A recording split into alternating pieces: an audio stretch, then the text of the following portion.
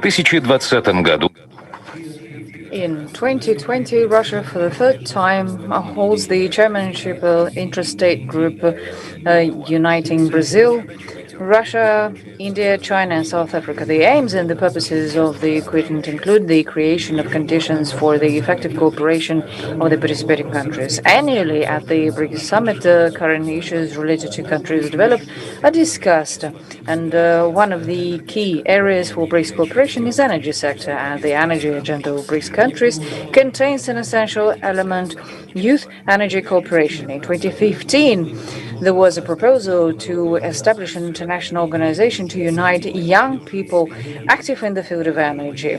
This is how the BRICS Youth Energy Agency was born, the engine of the youth energy cooperation in the quintet. The agency's activities are carried out with the support of BRICS youth and energy authorities, as well as mandated organizations by the United Nations. One of the key priorities is realization of the United Nations Sustainable Development Goals, in particular goal number 7.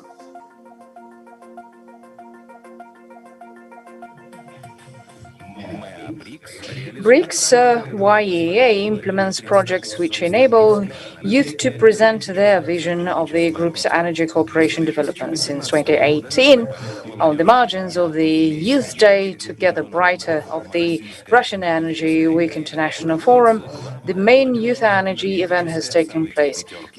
BRICS YEA Summit, the traditional partner contributing to youth cooperation between BRICS countries, together with the Ministry of Energy of the Russian Federation, is the federal agency Россотрудничество. In 2019, among the summit participants from the BRICS countries, there were delegates from the program New Generation, the key youth program Россотрудничество. In 2020, BRICS Youth Energy Summit will be held for the third time and will become an official event of the Russian BRICS chairmanship. BRICS youth will gather at the forum venue to discuss current energy agenda and the development of the youth energy cooperation.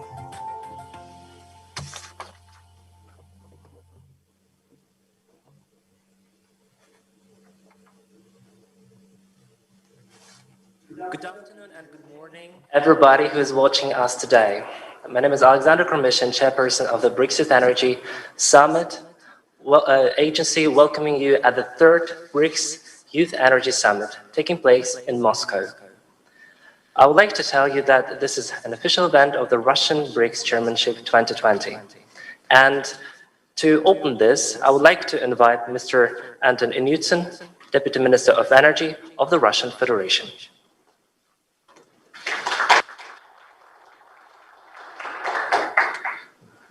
Dear colleagues, I'm very glad to see you. Welcome to the BRICS Youth Energy Summit, which is being held for the third time in Moscow. The summit traditionally gathers representatives of energy and youth ministers, state agencies, leading experts, and of course, young, proactive people involved in energy cooperation.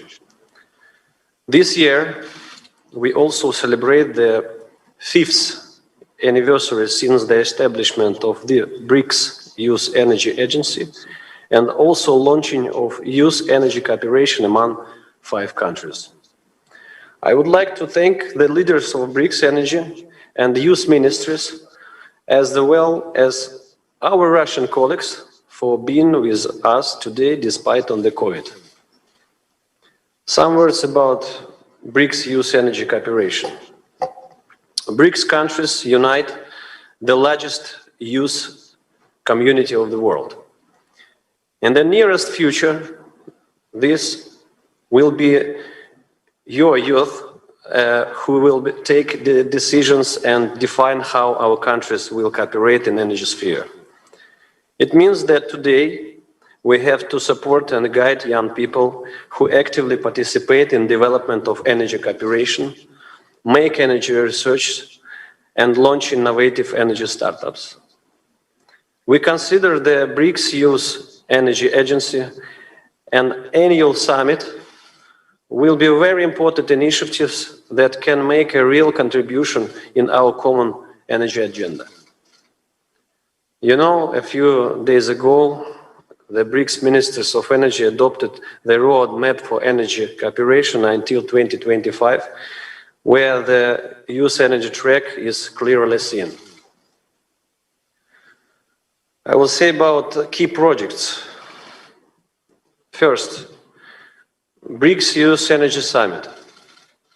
Since 2018, the BRICS Youth Energy Summit has become a regular platform for development of youth energy cooperation among BRICS countries. This year, this summit is a part of the program of the Russian BRICS chairmanship, and we hope that this tradition will continue next year under Indian presidency. The second, BRICS Youth Energy Outlook. BRICS countries actively develop energy research cooperation, and we welcome young people who every year introduce BRICS Youth Energy Outlook. It's really very useful for ministers, for our working. It's a very important initiative that helps BRICS ministers of energy understand how young people see the future. And the third, this is BRICS Youth Energy Network, internet platform. Last year, our young people launched the first BRICS internet platform for young people who are interested in energy. We invite BRICS energy ministries and industrial companies to keep projects for young people on this platform to make it accessible for all BRICS countries. The existing digital environment is especially important in the COVID time. Some words about BRICS use in United Nations tools. We support the activities of our young people who promote United Nations Sustainable Development Goals in the BRICS, especially SDG 7, and welcome participation in the United Nations Youth Program. About plans for our future working, BRICS Youth Energy Cooperation needs stable channels for sharing ideas and communications, so local offices of agency in each country will help us and will help with academic and industrial exchanges. And young people need support and coaching within their activities. So we invite companies involved in this working in BRICS energy cooperation for creating opportunities and guidelines for our youth. In conclusion, I would like to thank for all our partners and some our bodies, government bodies, our main partners in Russia, Federal Agency for Youth Affairs of Russia, and Federal Agency of Humanitarian Cooperation. I wish you good working. Thank you very much.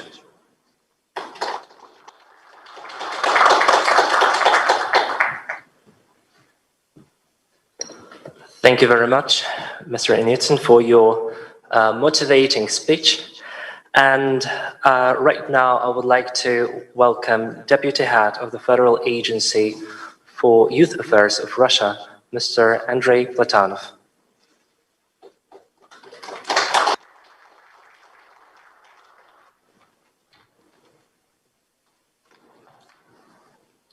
Добрый день. Good afternoon, ladies and gentlemen, dear friends, dear colleagues. Happy to see you all here. Happy to welcome you to our Youth Summit, Youth Energy Summit. So thank you very much for working with us.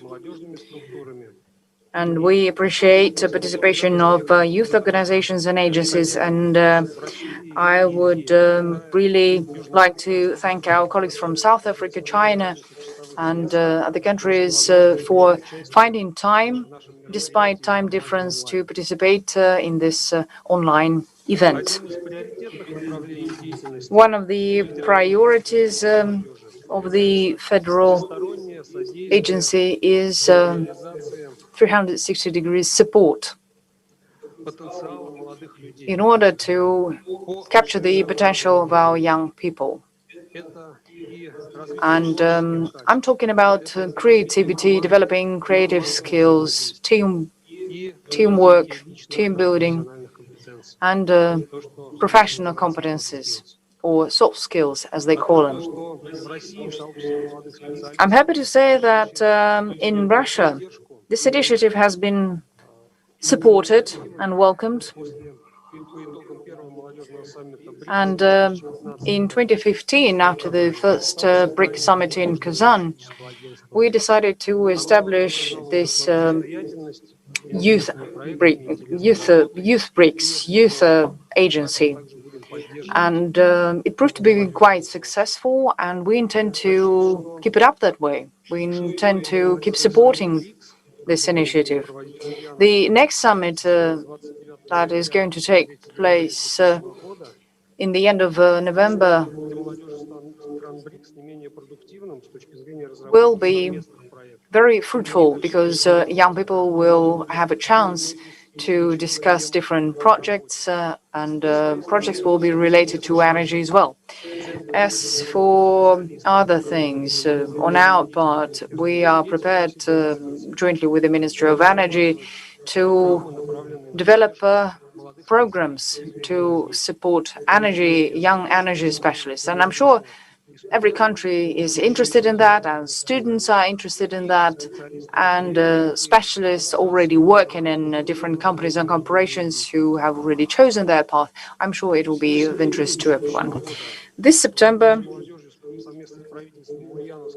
together with the Ulyanovsk administration, with support of the Ministry of Foreign Affairs, we have launched a project office for the Young People Cooperation within the framework of BRICS. And the main objective of this project office is to support on the federal level all youth organizations. And here we are working together with our partners on quite a wide range of issues. We intend to enhance our cooperation, and as for the upcoming events, there will be a business incubator, also within the framework of BRICS. This will be an online meeting, end of October, early November, and the BRICS Summit, as I said, it will take place in Ulyanovsk in the end of November. So 2 events, and we have a very tight agenda. So I invite all the participants to join these events, and I really hope that this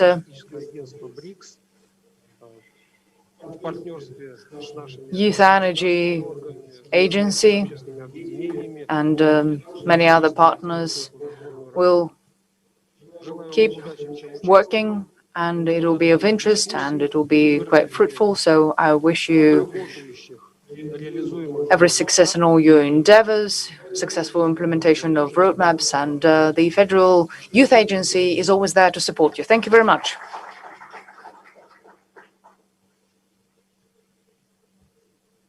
Thank you very much.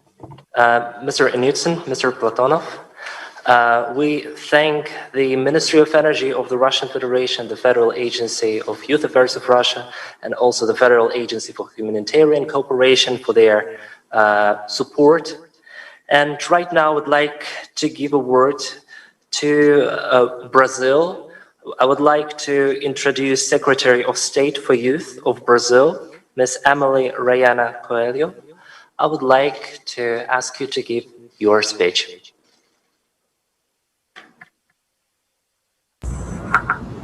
Hello, everyone.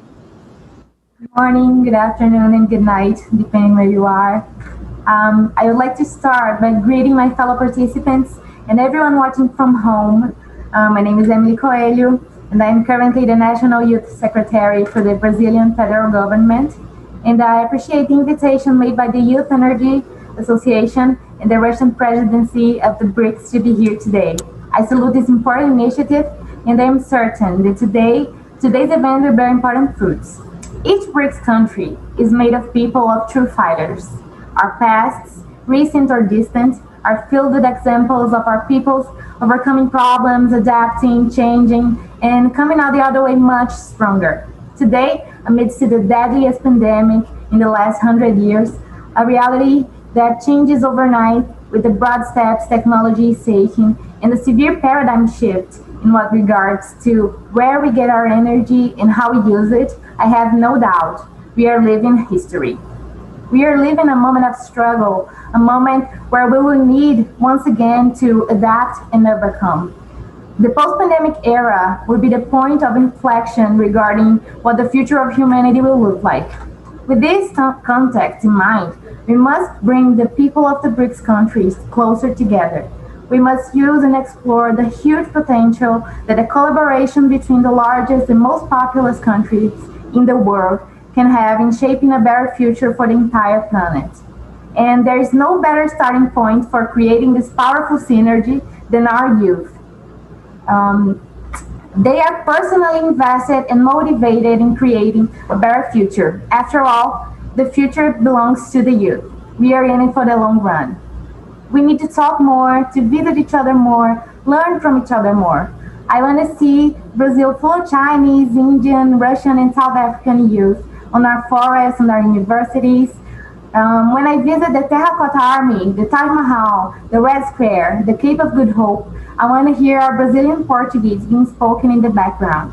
I want to read about our innovative and life-saving research being conducted by a team of Brazilian and Indians. I want to develop public policies that were successful in Cape Town and see a public policy created by us being implemented in Moscow. Our secretariat is currently selecting projects to promote entrepreneurship amongst our youth. Talk to us, email us, tell us about your successes and failures. Enlighten us on how we can promote this entrepreneurship and energy nexus for our youth. We must share our victories and failures. We must stand up for each other. We must learn from each other and teach each other. Together, we can shape an age of sustainability and prosperity mankind has never seen. And we can achieve this by working together. Please count on me as a positive force in strengthening collaboration amongst the peoples of the BRICS, especially our youth. It all starts like this, with an unpretentious speech, a conversation, an idea. Sometimes all we need is a spark. Thank you all for your time, and I hope this event is the success it deserves to be. Thank you. Thank you, Secretary of State, for your empowering speech. Thank you for your intervention. On behalf of the Ministry of External Relations of Brazil, I'd like to give over to Secretary Igor Gurriar with his welcome address. Good morning, you all. Ladies and gentlemen, good morning or good afternoon, depending on the case. I am Igor Goulart. I'm a diplomat currently based in Brasilia and working in the fields of mining and energy. On behalf of the Brazilian government, I'd like to thank the Russian chairmanship for the organization of both the Energy Week and the BRICS Youth Energy Summit, the largest BRICS Youth Energy event in the year. It's truly important for us to witness a forum where young people develops their own forms to cooperate and to understand how the energy sector works. I also here acknowledge the presence of all the Brazilian government colleagues and the presence of the Brazilian company Energy C that represents our private sector within this important dialogue. Indeed, the engagement of the youth is the true gateway to the future of intra-BRICS cooperation. It's really encouraging to see bright young academics, researchers, and scientists from all BRICS countries dedicated to together think about our energy future. I'm sure our countries can cooperate to build cleaner, smarter, reliable, connected, and more diversified energy systems and cities. This is of paramount importance for younger generations and the future of the global economy. Brazil, for instance, has been paving the way for these core issues for decades through the diversification of its energy mix. Investments on hydropower plants, ethanol fuel, and more recently, advanced bioenergy resulted in one of the least carbon-intensive energy sectors in the world. To bring some numbers to the figure, the share of renewables in our energy mix is 46%, compared to 14% worldwide, and their participation in power generation is 83%, against 22% in other countries. It's important to highlight that this process in Brazil did not happen to the detriment of hydrocarbons. On the contrary, the sector here thrives, and Brazil is expected to become one of the top 5 oil and gas producers by 2040. The Brazilian idea of energy transition is therefore based on the commitment to both low carbon solutions and the diversification of sources. Following this path, the common goal of reducing greenhouse gas emissions and building smart and sustainable cities can be accomplished. Thank you, and once again, I congratulate the Russian chairmanship and all colleagues involved for this encouraging event. Thank you.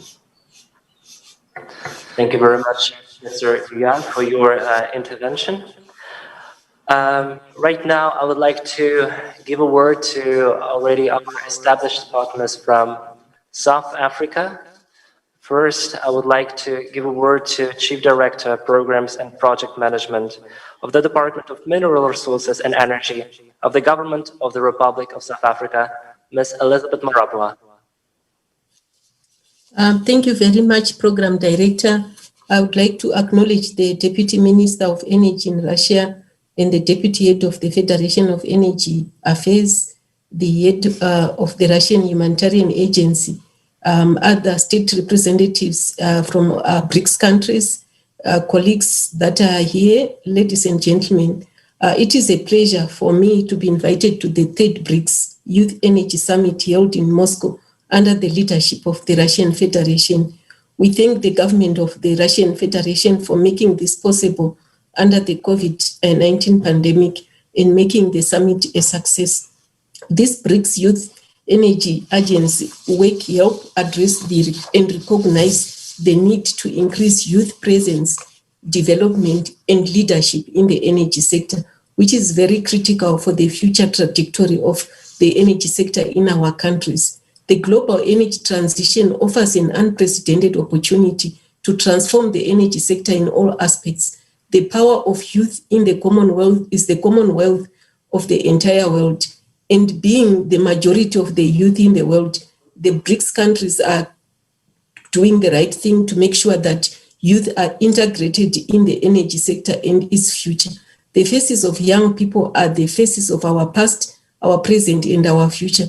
No segment in the society can match with the power, idealism, enthusiasm, and courage of the young people. Through the BRICS YEA, you are helping member countries to harness the energy of young people in our respective countries to be incorporated in ensuring that the energy sector is developed in a manner that is responsible and in line with the expectations of young people. According to the World Economic Forum report, the young people of today care about the future of energy and they want to make a difference. But there is one serious barrier to them getting involved, which is accessibility of reliable information on energy and forums to engage. Young people are willing to work hard to create sustainable energy for the future, but they do not have the right entry point for learning about energy so they can get into the game. The BRICS Youth Energy Agency is breaking that barrier for young people to participate in shaping the energy for today and for the tomorrow. The BRICS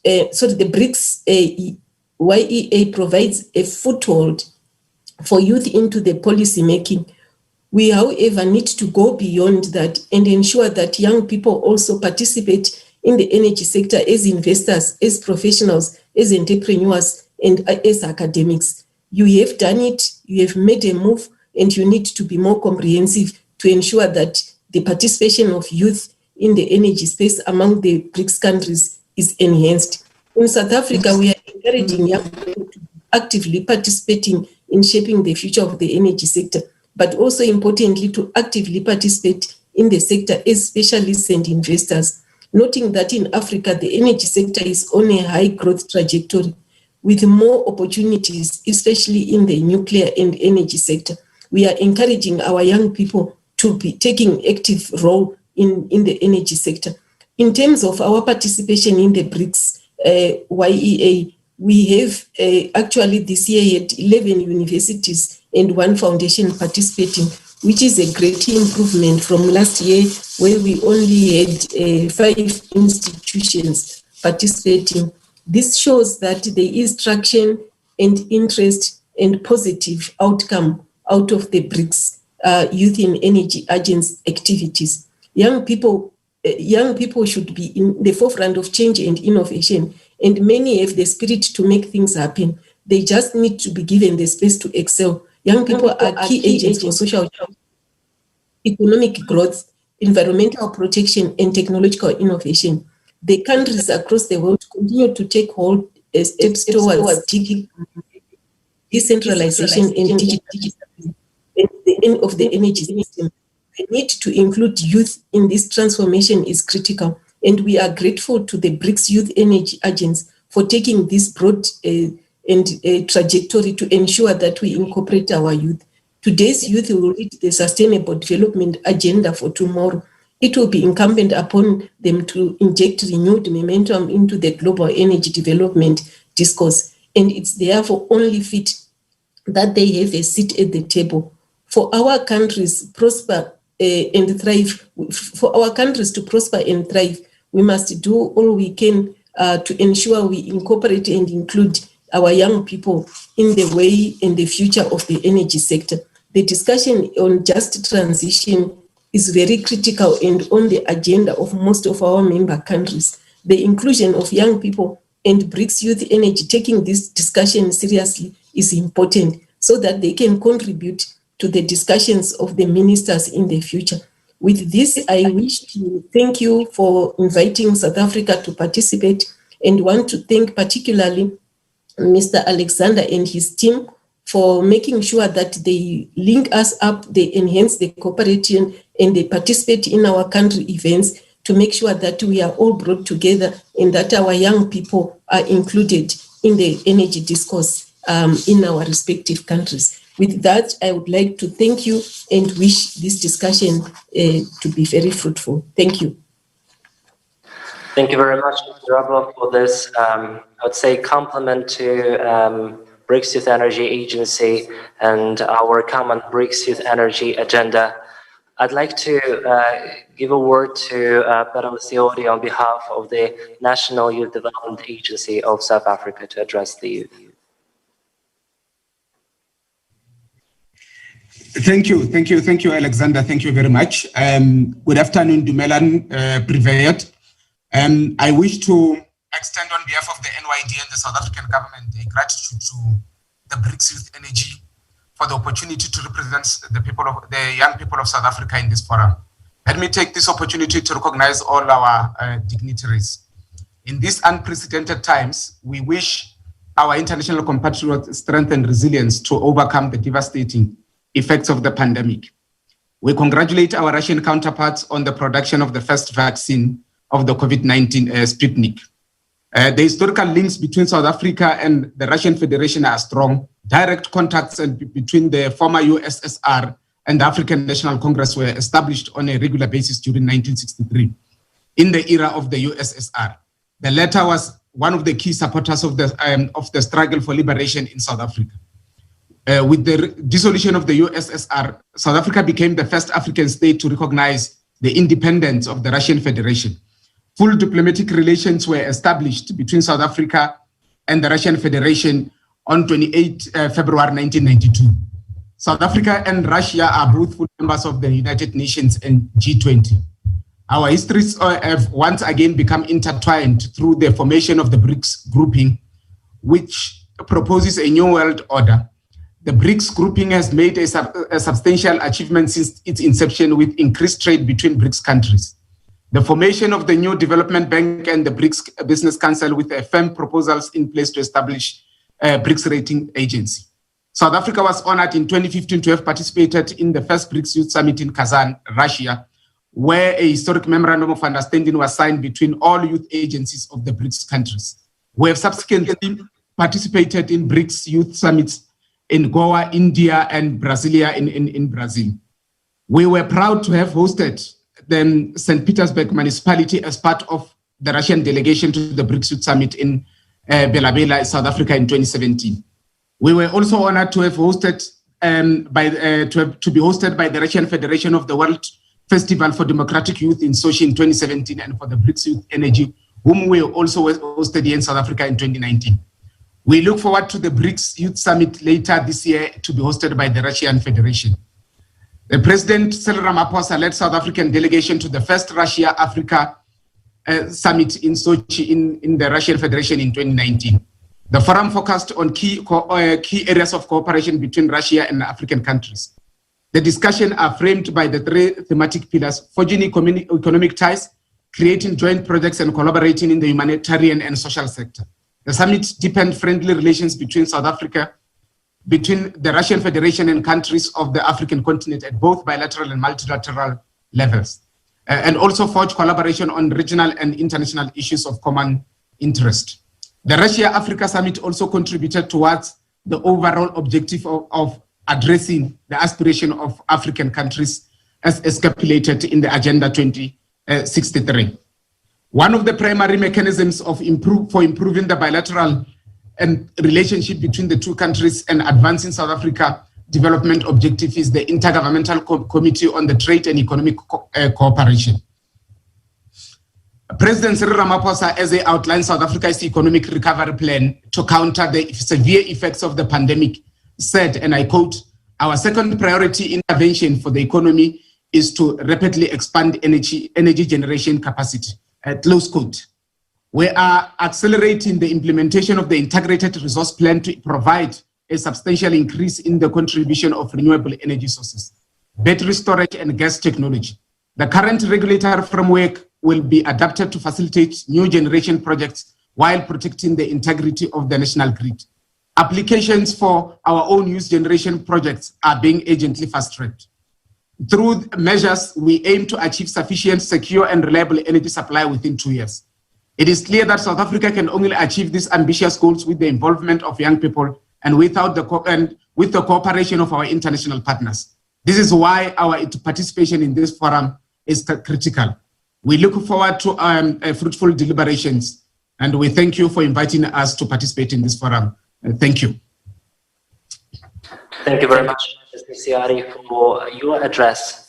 I'd like to give a word to the country where we also have greatest number of supporters of BRICS Youth Energy Agenda, India. I'd like to welcome Mr. Vishal Kapoor, Director of the Ministry of Power of the Republic of India, with an address for young people from BRICS countries. Mr. Kapoor. Good morning and good evening, everyone, depending on the place where you are. It gives me great pleasure to be a part of this endeavor aimed at enhancing youth cooperation in the energy sector of the BRICS nations. The central role of energy consumption in human development cannot be overemphasized. It's also evident in high correlation that exists between the economic development of an area and its per capita energy consumption. However, this correlation is not a simple one. UN Sustainable Goal number 7 acknowledges that a certain level of energy consumption is required to support a minimum level of human development. And indeed, at lower consumption levels, small increments of energy use corresponds to a relatively large increase in the HDI. However, this fails to be true for higher HDIs where the law of diminishing returns kicks in. And this is exactly where the crux of our problems related to energy consumption lies in today's world. And this leads us to think, where does the exact balance between the energy consumption and future sustainability lie?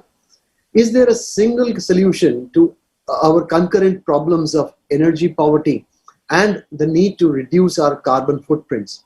What should our future hold for us? A vibrant economy that guarantees zero energy poverty or a sustainable environment?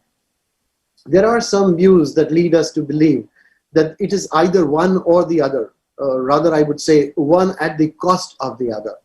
However, as most of us would agree, either choice is not acceptable in isolation. Indeed, if you ask a youngster of today, who are basically the decision makers of tomorrow, if they would rather have a vibrant economy or a healthy environment when they grow old, they will ask back, and rightly so, as to why they cannot have both. This precisely sets the context as to why involving the youth in solving modern energy challenges is so important today. Indeed, the youth are the ones who shall face the consequences of the actions undertaken today, be it the environment or the economy. In fact, the effectiveness of SDG 7 in improving the lives of mankind around us depends on serious participation of youth, as they are the pillars and driving forces to the success of these SDGs. There's no doubt that young people in the age of 20 to 35, who comprise approximately 30% of the 2 billion population of our countries, actively participate in the labor market and will soon make decisions that define the broad aspects of our energy consumption and environmental sustainability. So what does it take them to get on board for energy related decision making? It's quite evident that there is commendable world youth participation and cooperation against a multitude of global challenges, such as eradicating hunger and poverty. However, in the context of energy also, participatory cooperation amongst youth needs to be cultivated and nurtured. There are few clear challenges to this aspect. The first being ensuring availability and saliency of the right information, as alluded also by my South African counterpart. It's important to propagate facts rather than opinions. Otherwise, we run the risk of creating silos of epistemic bubbles and echo chambers. The second challenge is about the right medium of information. We have to remove a mismatch between how the youth consumes information today and the channels through which the information is served in the energy sector. And the third and the last is about having the right platform for engagement. The future will belong to those platforms which will facilitate hands-on engagement for the youth beyond mere crucial research. It's no longer about zeroing in on that one bright idea after years of academic research, but rather about trying, failing, and failing even faster to arrive at the most pragmatic solutions for today's energy challenges. It's of utmost importance today that we address these challenges when we think of a facilitative environment for engaging youth cooperation in the energy sector. The BRICS Youth Energy Agency does a commendable job at meeting these challenges. Since its establishment, the BRICS YEA has worked relentlessly to develop youth energy cooperation and research within the BRICS. The BRICS YEA Outlook serves as a perfect culmination of this work. The platform has successfully emerged as a source of unbiased information while providing the right medium to facilitate youth engagement. In addition to that, its focus towards project making serves to provide the crucial hands-on experience to our youth. Needless to say, but with such collaborative platforms are crucial for our future. With this, I would like to conclude and wish BRICS YEA all the success in meeting its objectives. I'm positive that going forward, this platform will effectively contribute in meeting the future challenges of our energy needs. I would be failing in my duties if I do not thank the chair of the BRICS Youth Energy Agency, Mr. Alexander Komishin, and the presidency of the BRICS by Russian Federation for having hosted this summit so wonderfully well. Thank you so much. Thank you all. Thank you very much, Mr. Kapoor. We would like to finish the opening ceremony on this, but before that, I would like to invite you for a family photo. Our speakers on the Russian side keep seated. And right now, our colleagues will make a photograph screenshot. Please switch on the cameras, please. Okay. Okay. We're getting ready. Yes. And I guess that our colleagues may take a photograph right now. Great. We made a photograph. And I would like to declare the opening ceremony over, and also please note that we are going to have a pause in our live stream for next 15 minutes, and we are waiting for you then for the presentation of the annual edition of the BRICS Youth Energy Outlook 2020.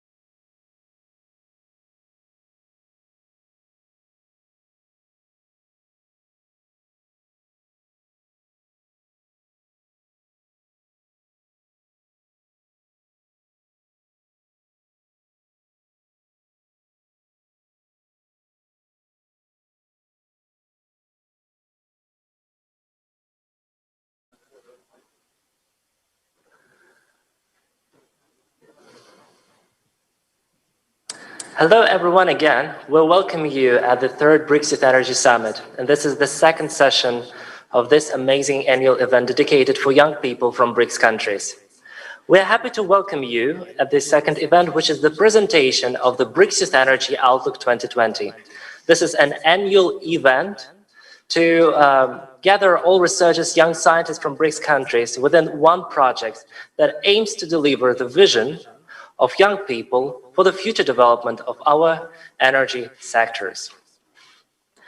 I would like shortly to introduce some statistics about the Outlook 2020. This year, we managed to make twice as many participants from the BRICS countries. This year, we had 180 young researchers from BRICS who contributed their research to the BRICS Youth Energy Outlook 2020. We are happy that last year we had 13 universities from BRICS countries, and this year we had 40 universities represented as part of the BRICS Youth Energy Outlook 2020. The largest number of participants comes from South Africa and India, which is a tradition. And we are very happy that this year we also have our Chinese colleagues who join us within the project, and young people will deliver their research. So I would like to suggest you to start with the presentation. You will be also shown the videos which have been filmed as part of the BRICS Youth Energy Challenge. And we are going to sunny Brazil, and I asked my colleagues to launch the video. BRICS Youth Energy Outlook 2020 is an international annual study aimed at delivering a view of young people on the challenges that BRICS energy sectors will be facing in the nearest future.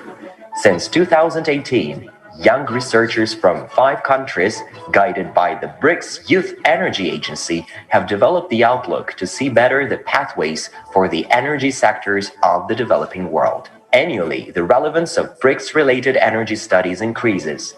The last year edition of the Outlook was developed by research groups from 13 leading BRICS universities, which united 100 promising young scientists and research fellows.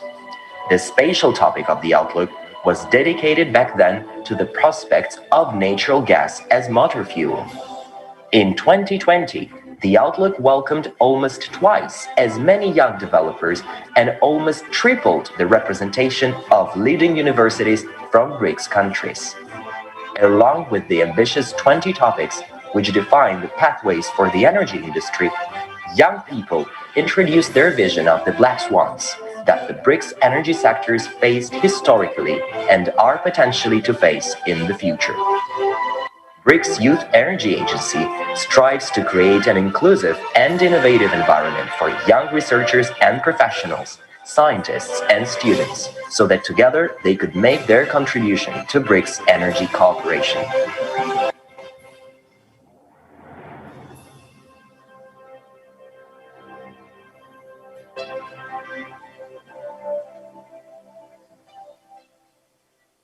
It was a nice video about the project BRICS Youth Energy Outlook 2020. And I would like to miss your time, and I would like to enhance your excitement. And let's just give it a countdown to the BRICS Youth Energy Outlook 2020 first appearance. Give it a countdown.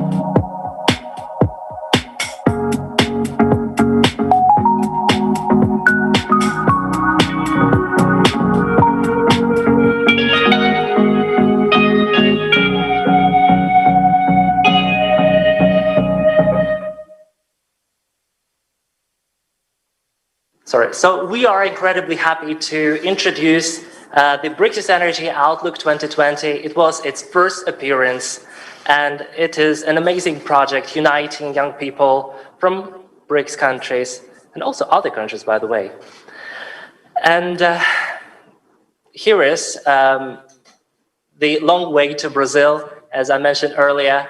And I would like to give it to our Brazilian colleagues. I see him on the screen already, and they are excited just like the way I am. And let's go to Brazil, and my colleagues will launch the video.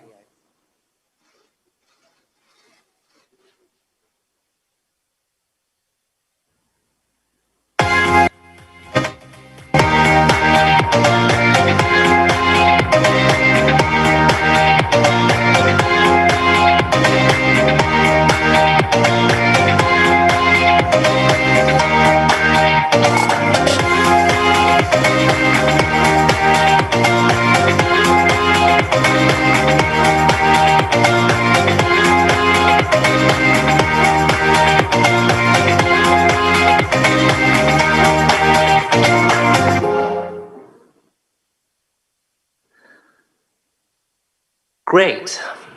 Dear colleagues from Brazil, Camila Abendathar, Emily Caroline Costa Silva, George Harrison, you are welcome to speak on your topic.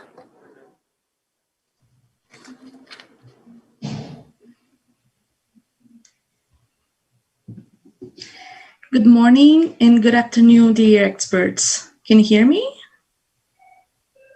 I believe so. Thanks. My name is Camila. I'm the leader of University of Brasilia's team, and we are the winner team from Brazil. The youth of our country chose 3 topics as part of the work on the Outlook 2020, considering them one of the most promising for the development of the country's energy sector. Thanks. The first topic that will be approached is our team's theme, energy storage in Brazil, a first step towards smart storage. Thanks. Additionally, the other topics approached by Brazilian developers were related to energy efficiency cities and also eco-transport. We consider new trends in these areas important and would like to present to you the results of our work. Energy storage in Brazil. Energy storage is a way of assuring more participation on the renewables in the energy supply. Smart storage in relation to energy refers to the use of new energy storage technologies. The leading technologies of energy storage in Brazil, in development in Brazil, are first, conventional batteries, second, flow batteries, third, fuel cells, fourth, power to gas, P2G, and fifth, latent heat systems.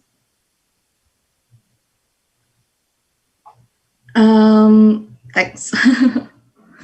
About the current situation of energy storage in Brazil, Brazil has the largest power system in Latin America, but energy storage is still underdeveloped.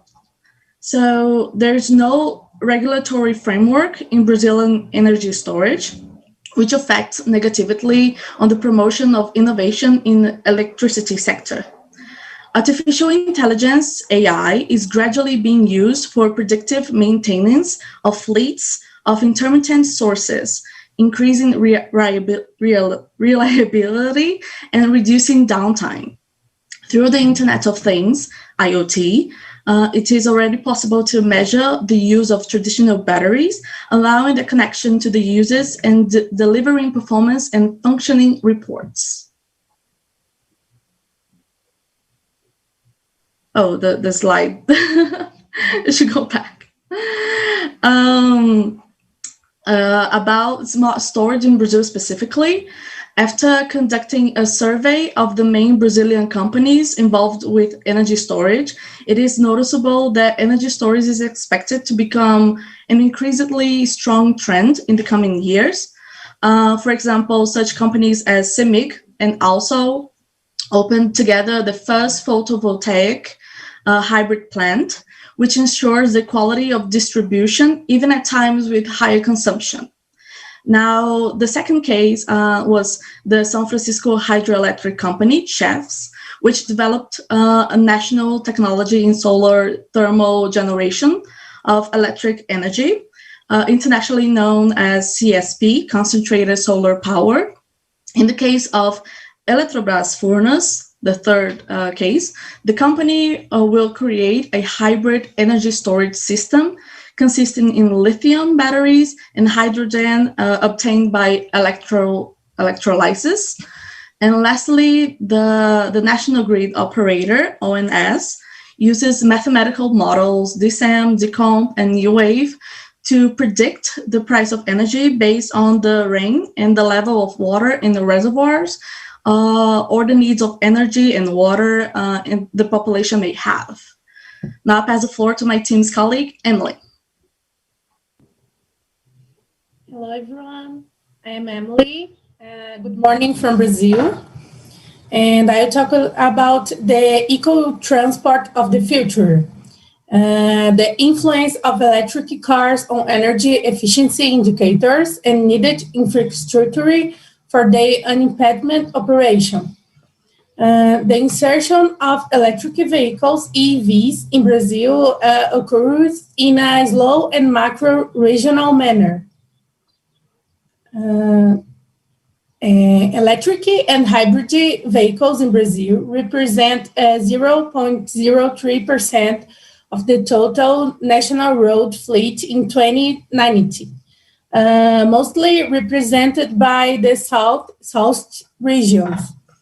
Among the economic advantages of EVs, some are the reduced maintenance costs and the low refueling costs due to the price consumption of the electricity in the country.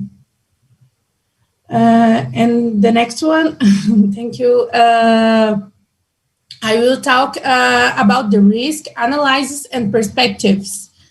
The first one is the main risk inherent in the insertion of electric vehicles in Brazil concerns the absence of national public policies and legislation that encourage the development of business models that can sustain the entire EV complex.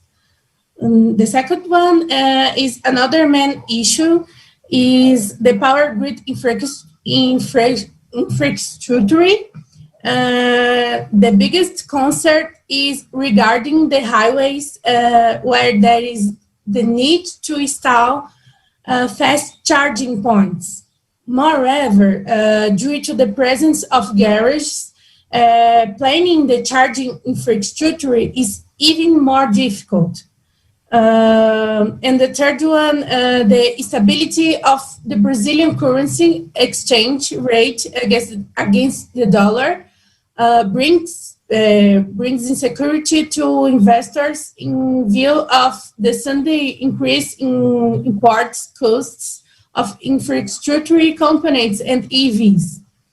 Therefore, discouraging their acquisition on a large scale.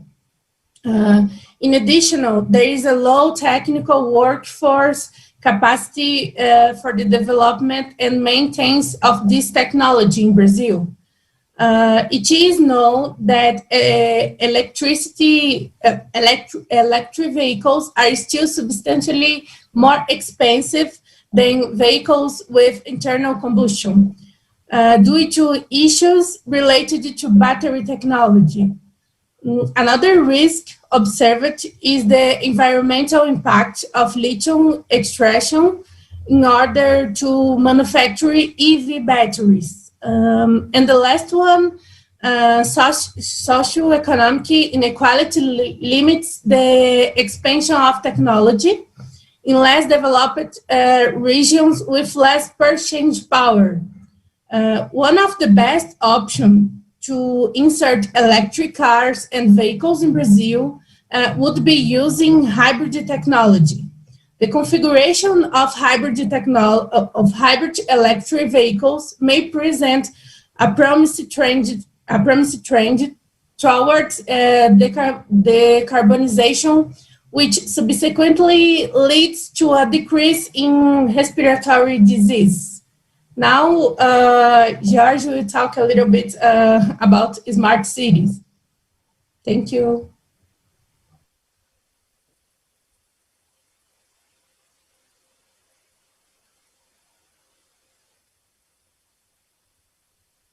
George, could you please unmute yourself? Sorry. Thanks, Emily, for the explanation. My name is George Harrison, and now I will approach about smart city, energy efficient cities, perspective, opportunities, and problems of creating such cities on the scale of Brazil. Smart cities in general are connected with the governmental effort to provide digital inclusion for the overall majority of the population.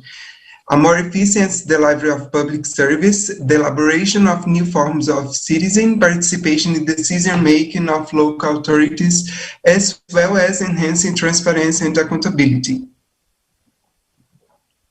This slide, please, thanks.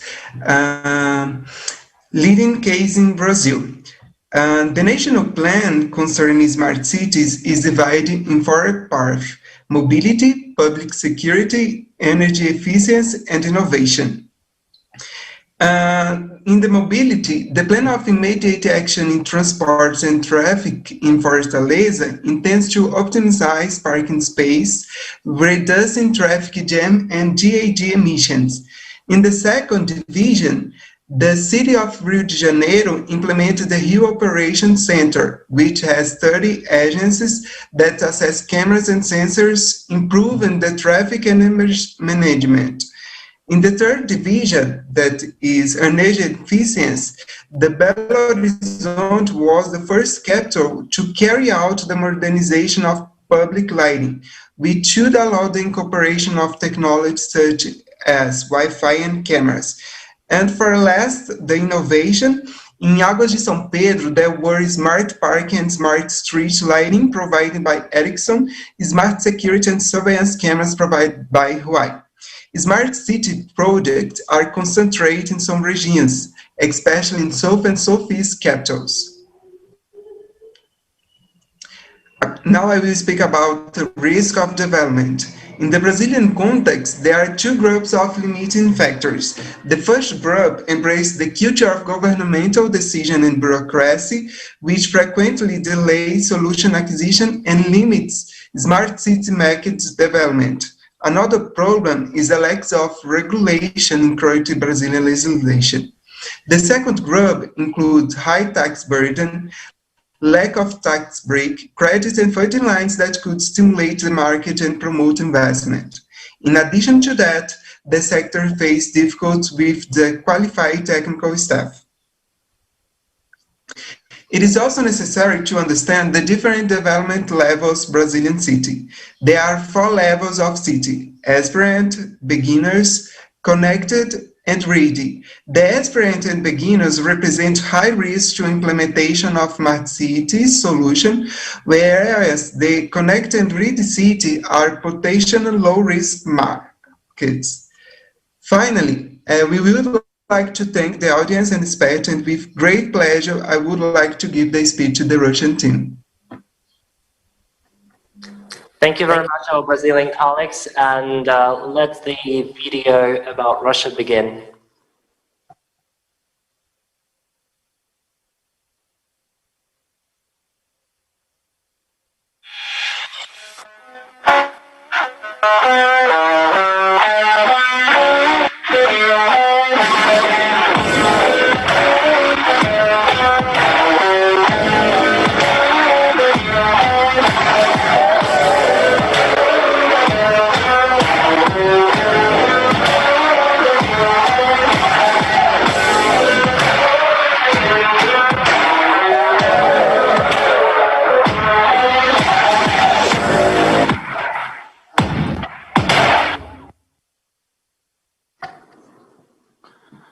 Good afternoon, dear experts. My name is Daoud Dodin, and I'm the leader of Russian team. So we are a winning team from Russia.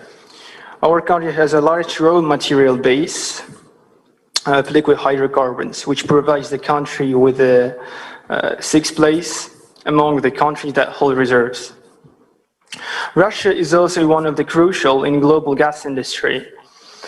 As for electric power systems, in Russia they have developed and continue to develop from isolated local systems to powerful power connections. Since Russia has a vast territory, the development of technologies for power lines is an important topic for this country. It also was nothing that Russia has a full range of nuclear energy technologies, from extraction of uranium ores to electricity generation. Based on all of the above, it becomes clear why Russian developers of Outlook 2020 chose those topics.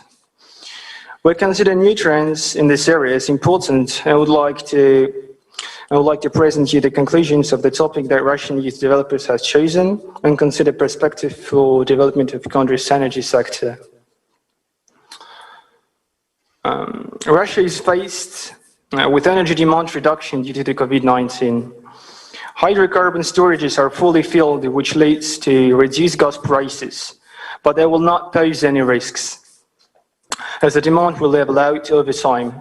Also, it was nothing that ammonia is one of the most important products of chemical industry. The potential capacity of the domestic ammonia market could be 19 million in 2030.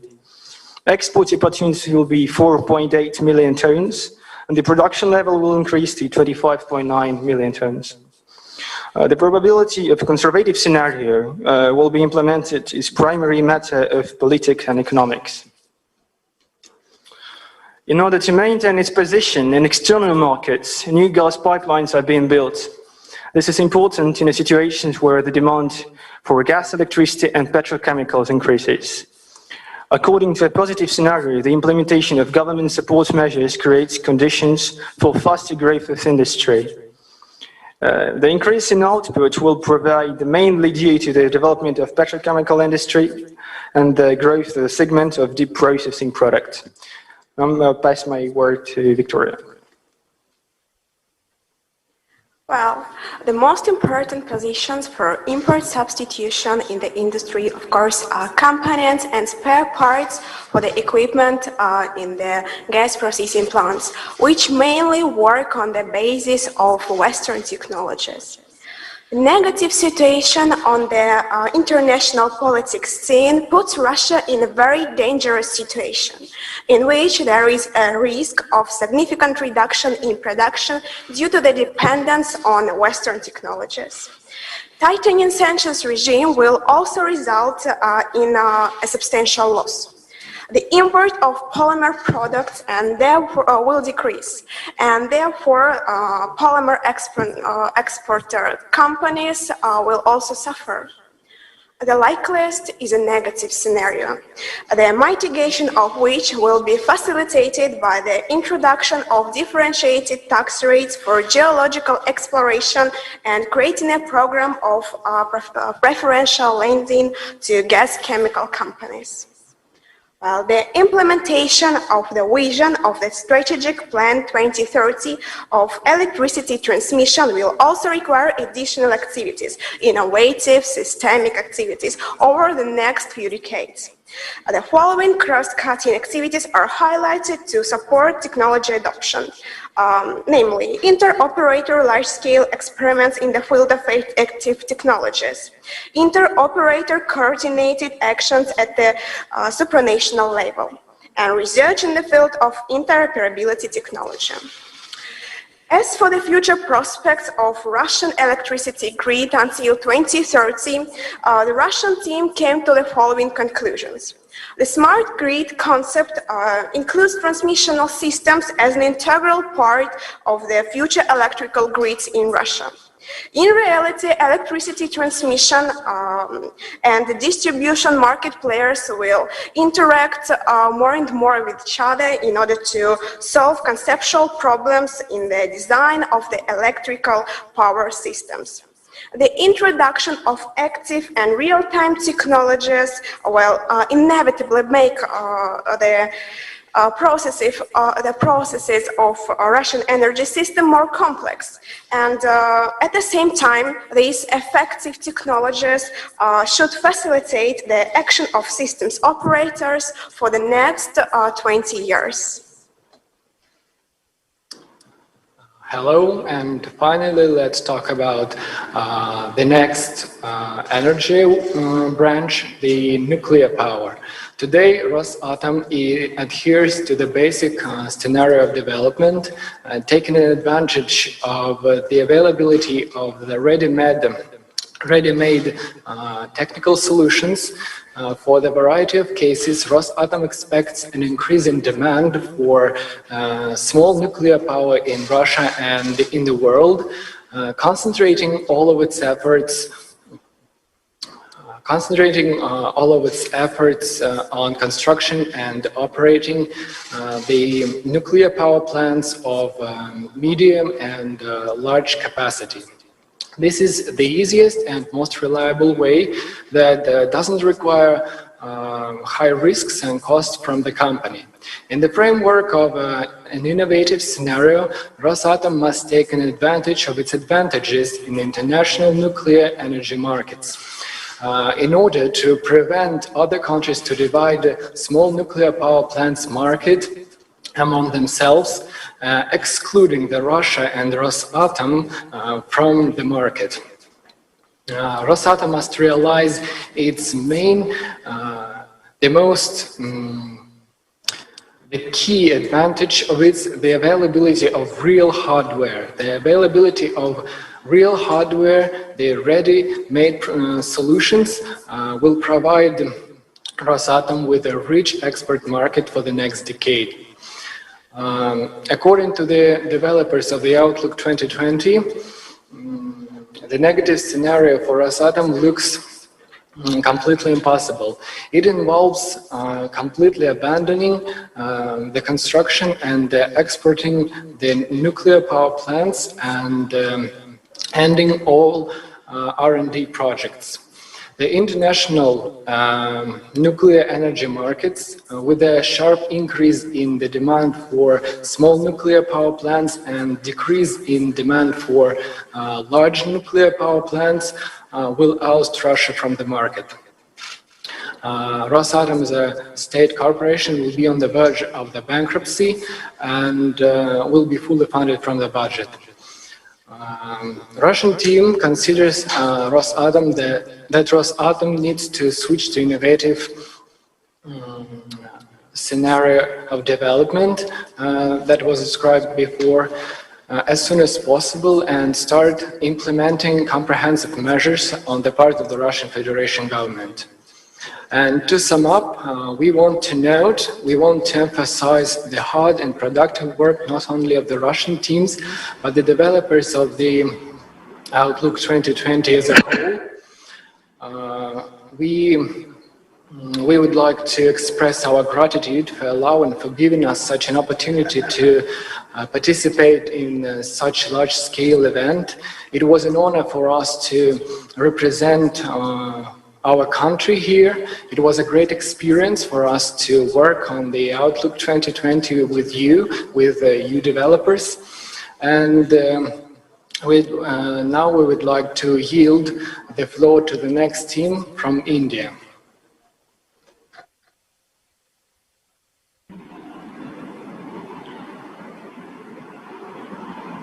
Before we proceed with our Indian team, we would like to announce and interrupt the ceremony with the awarding of our best teams of Russia laureates. And we would like to invite Mr. Anthony Newton to award the best teams from Russia. And the first laureate team, I would like to invite the leader of the Russian group of the Russian Gubkin State University, Mr. Daudodin. Give an applause. Thank you very much. All the team members will have the certificates right after that. Next, I would like to invite the team representing the Moscow State Legal University, who was awarded with a second place. And we've got a representative here, group leader, Mr. Burtsov. Welcome. He's coming. Yeah, thank you.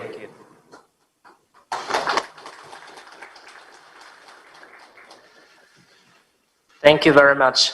And finalizing the awarding ceremony, we would like to invite a representative of the MGIMO University. Welcome, a leader. Not here? Do we have a representative of MGIMO University on the platform? Okay, unfortunately, there is no representative, and we award it back to our colleagues. So thank you very much for your being here today, and we are ready to proceed with the program. Thank you. And let's welcome our Indian colleagues. We are ready to start the video and the presentation.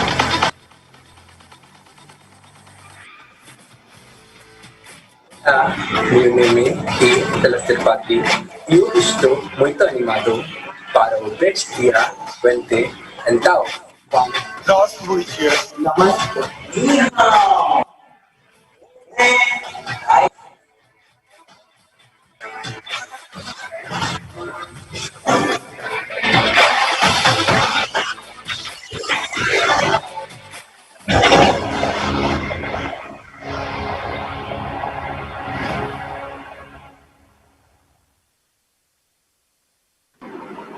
Dear Indian colleagues, welcome at the presentation. You are free to start your report. Welcome. Introduce yourselves. Good afternoon, dear experts. I am Shubham Agarwal, team leader of the Indian winning team from IIT ISM Dhanbad. Next slide.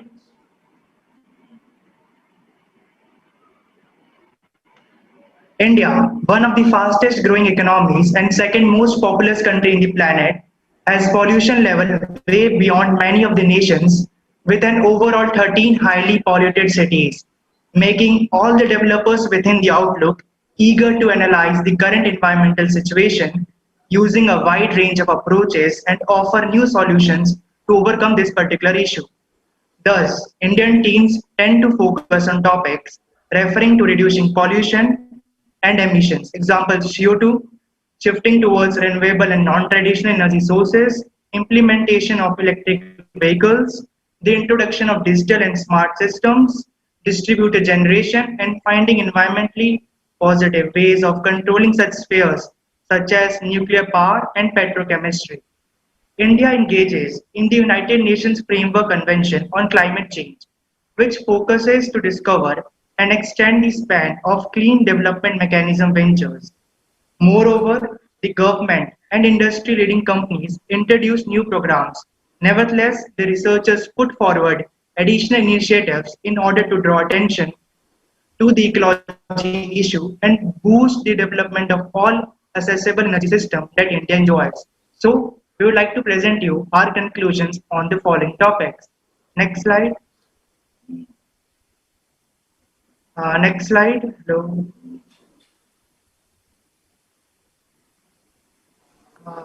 Can you move to the next slide? Thank you. Development of non-traditional renewable energy sources. The location of India enables to use all possible renewable sources for inner and outer purposes. At present, non-traditional RE sources, renewable energy sources, contribute almost 23.7% of the world's power demand, while India contributes around 4.5% of the globe's entire RE-based power generation. Next slide. The developers consider that wind and solar energy are the leaders of the renewable sector in India and have lots of scopes to expand it using new technological developments. Wind energy becomes the leading non-conventional energy source for power generation in India because of the enormous coastal region and sufficient availability of velocity of wind. Solar energy technology, on the other hand, is the most adequate RE source with extensive applications such as distributed generation, rural electrification on-grid and off-grid, street lighting, agriculture applications, and DC network interconnection. Interest in the use of biofuels worldwide has grown strongly due to the high oil prices, concerns about climate change from greenhouse gas emissions, and the desire to promote domestic rural economies. Talking about geothermal energy, it is a very energy efficient method to generate a source of renewable energy. And now about hydropower energy, it is the most reliable and efficient renewable source of energy which can be utilized in fulfilling the demand of ever-growing power in the country with no fuel cost. Last, the biomass energy is a reliable source but not the preferred one because of unavailability of biomass throughout the year. Thus, the developers support the idea of expanding the usage of RE sources and increasing future projects based on them. Now, I'd like to invite my teammate Devu Smith Banerjee to take this discussion ahead. Thank you.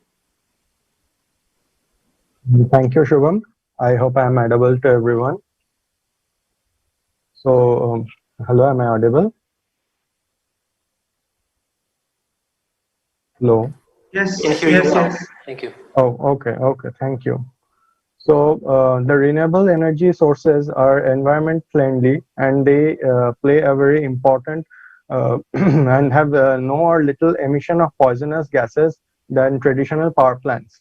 According to our team's estimation, investing in digitalization, developing battery storage solutions and efficient power conversion and providing access to local renewable sources can increase the share of renewable energy sources in the energy sector and solve the problem of air pollution.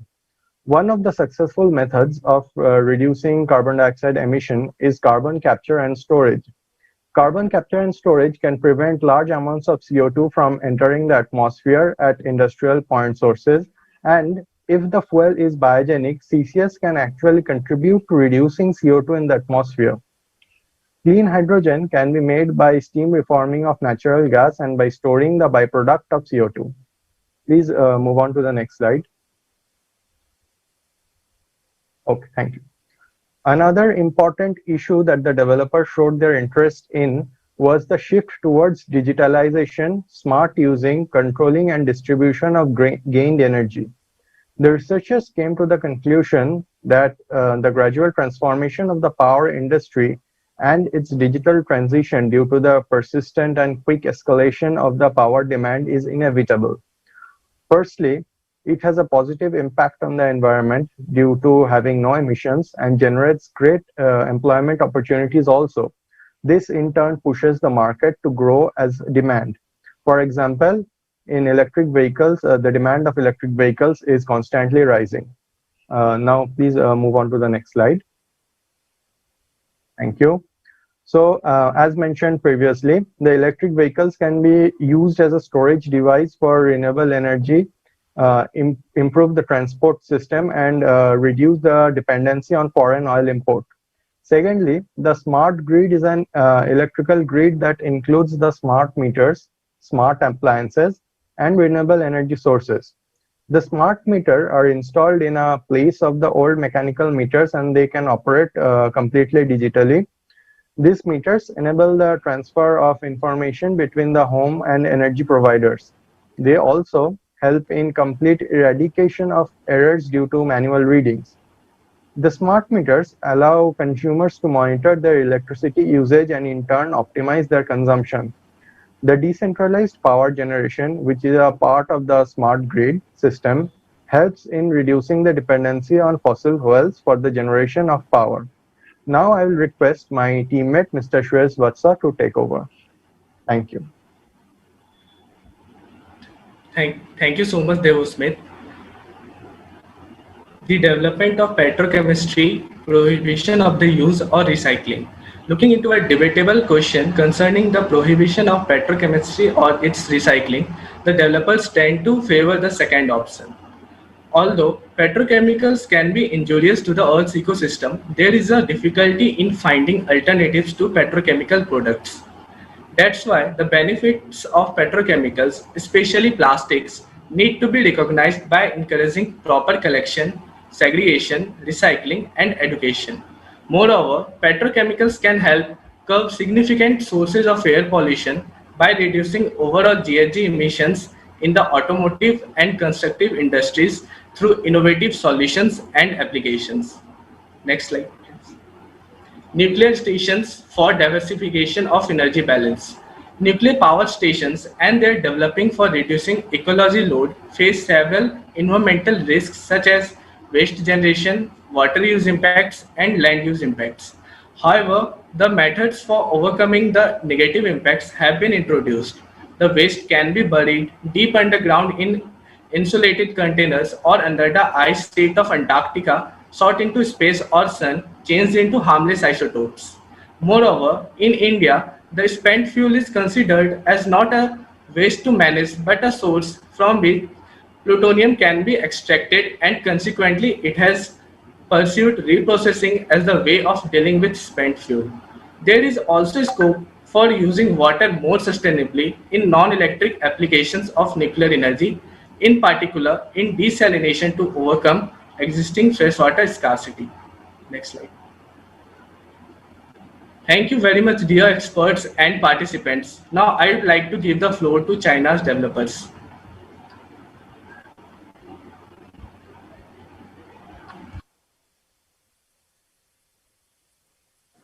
Well, welcoming our Chinese developers and launching the BRICS Energy Youth Campaign video.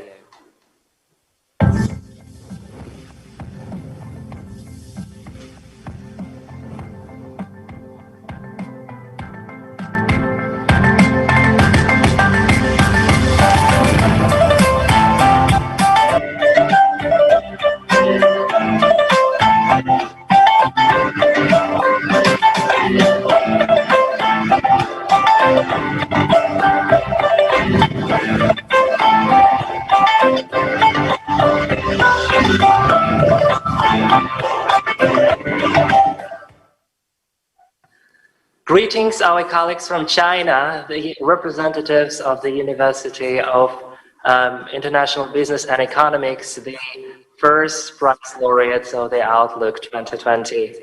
You are very welcome to speak right now and introduce yourselves. Welcome. Good afternoon, dear experts. I'm Tianjialo from University of International Business and Economics. We are a winner team from China. The Chinese teams which worked on the Outlook 2020 were interested in the following topics: the policy of reducing carbon dioxide and other greenhouse gas emissions, distributed generation. The issues of new sources of energy and ecology are of the first priority for Chinese government and citizens. As greenhouse effect is a global problem, China wants to make its contribution to the protection of the earth.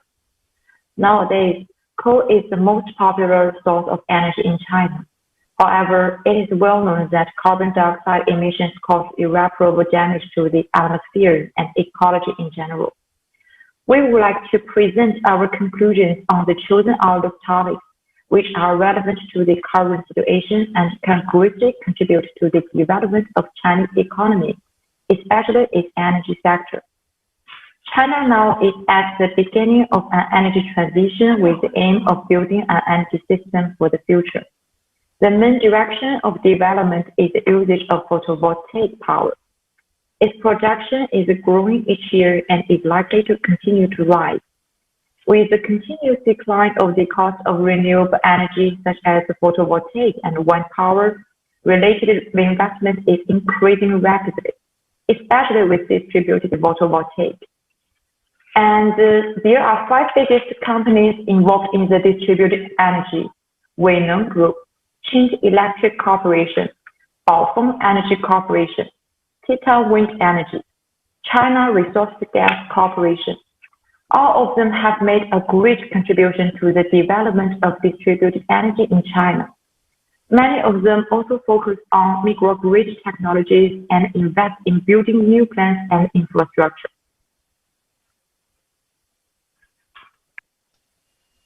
Well, greetings everyone. Speaking about the prospects of future development, China has a good economical, resources, and technical potential. Although price mechanism relies too much on government subsidies, private investment tends to grow. Nevertheless, the industry still has some shortcomings, such as the problem of sufficient distribution of energy to all the regions or the lack of technologies. To sum up, the industry of distributed energy is developing rapidly. The government adopts laws to support the production. Many researches are carried to introduce new technological advances in this sphere. The costs are getting lower. The Chinese team believes that by adopting the suggested policies within different scenarios, the development of distributed generation will speed up in the near future. Next slide, please.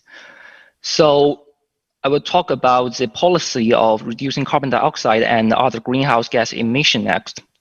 At this point, China is facing the same problem as the world in general: unsustainable production and carbon dioxide with other greenhouse gas emission. The country sets up goals for itself to make their massive production of goods less harmful for the people and the environment.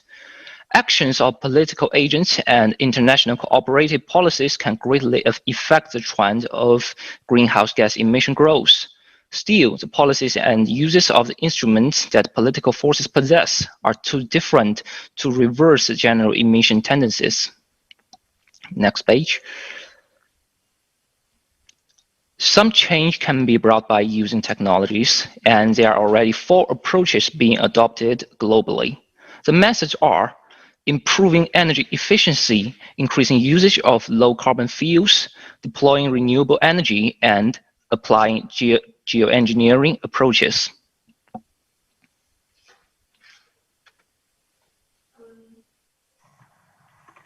Well, generally speaking, China's negative effect on the planet's environment is massive. It produces a variety of gases like methane, natural oxide, carbon dioxide from its agricultural and livestock production. Technology is constantly striving to add more techniques to the aforementioned 4 approaches, such as carbon dioxide capture, the separation technologies, carbon dioxide transportation, carbon dioxide utilization, and use of microalgae. China, in particular, is keen on using biomass power, but all those technologies are yet to be deployed. Although China still relies on fossil fuels in both commerce and industry terms, the president of China, Mr. Xi, states that the carbon dioxide emission peak will come around 2030 and 20% of energy will be renewable by then. So it can be said that China is on its way to a sustainable future. Developing nations will need huge increases in low-cost energy to power their economic development. With that, they will also get more means to reduce pollution. China should now put energy conservation and emission reduction in the first place, improve energy efficiency by introducing relevant policy standards, put in more efforts to make the country's agriculture eco-friendly. All of this sums up to optimizing the economic structure and energy management of the country. While summarizing everything that was said, we can say that China tends to develop new sources of energy and pays a lot of attention to the environmental problem. Having such a rich energy potential, China has all chances to becoming one of the leading countries in the field of renewable energy. Thank you, dear experts and audience. We give the floor to the developers from South Africa. Thank you, China, very much for your contribution to that. And we are very happy to welcome our colleagues from South Africa.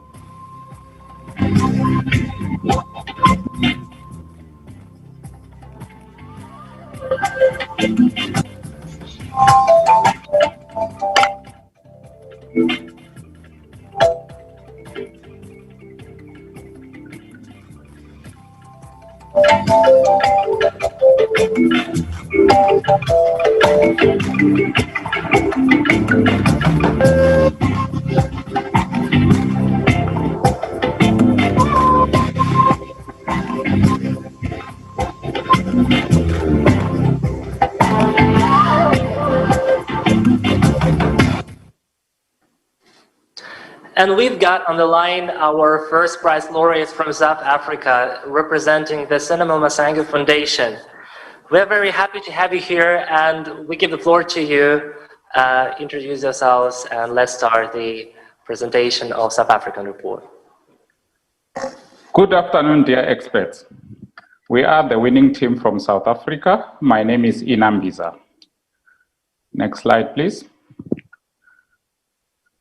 The young developers of our country had been interested in topics related to biofuel and nuclear energy, as our country aims to reduce energy emissions and develop green energy policy.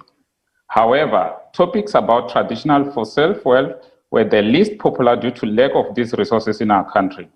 The main goal of our government is to enable electricity access for 100% of the population by year 2040.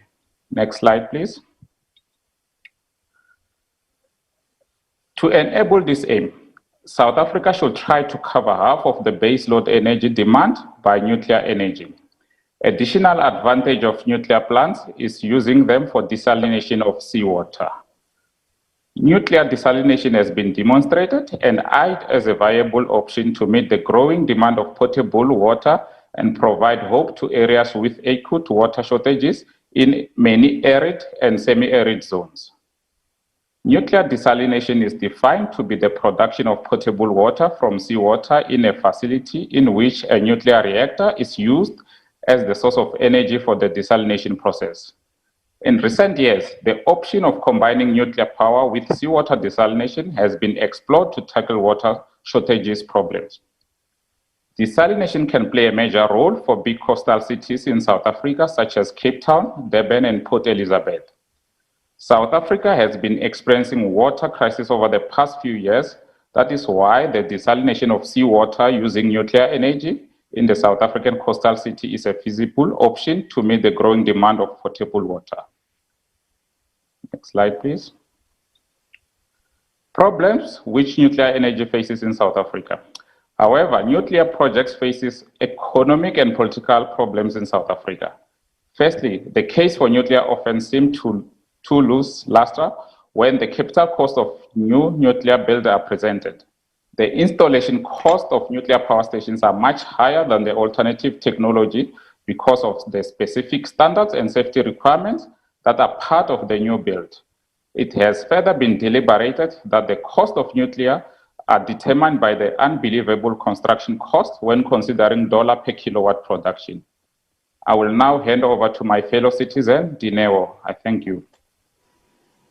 Thank you so much, Ina. Some research, however, claims that the life cycle costs of nuclear power plants make nuclear power an affordable form of electricity because as soon as the construction costs are amortized, these nuclear power plants can possibly provide the lowest cost of electricity among all other types of energy sources on the grid.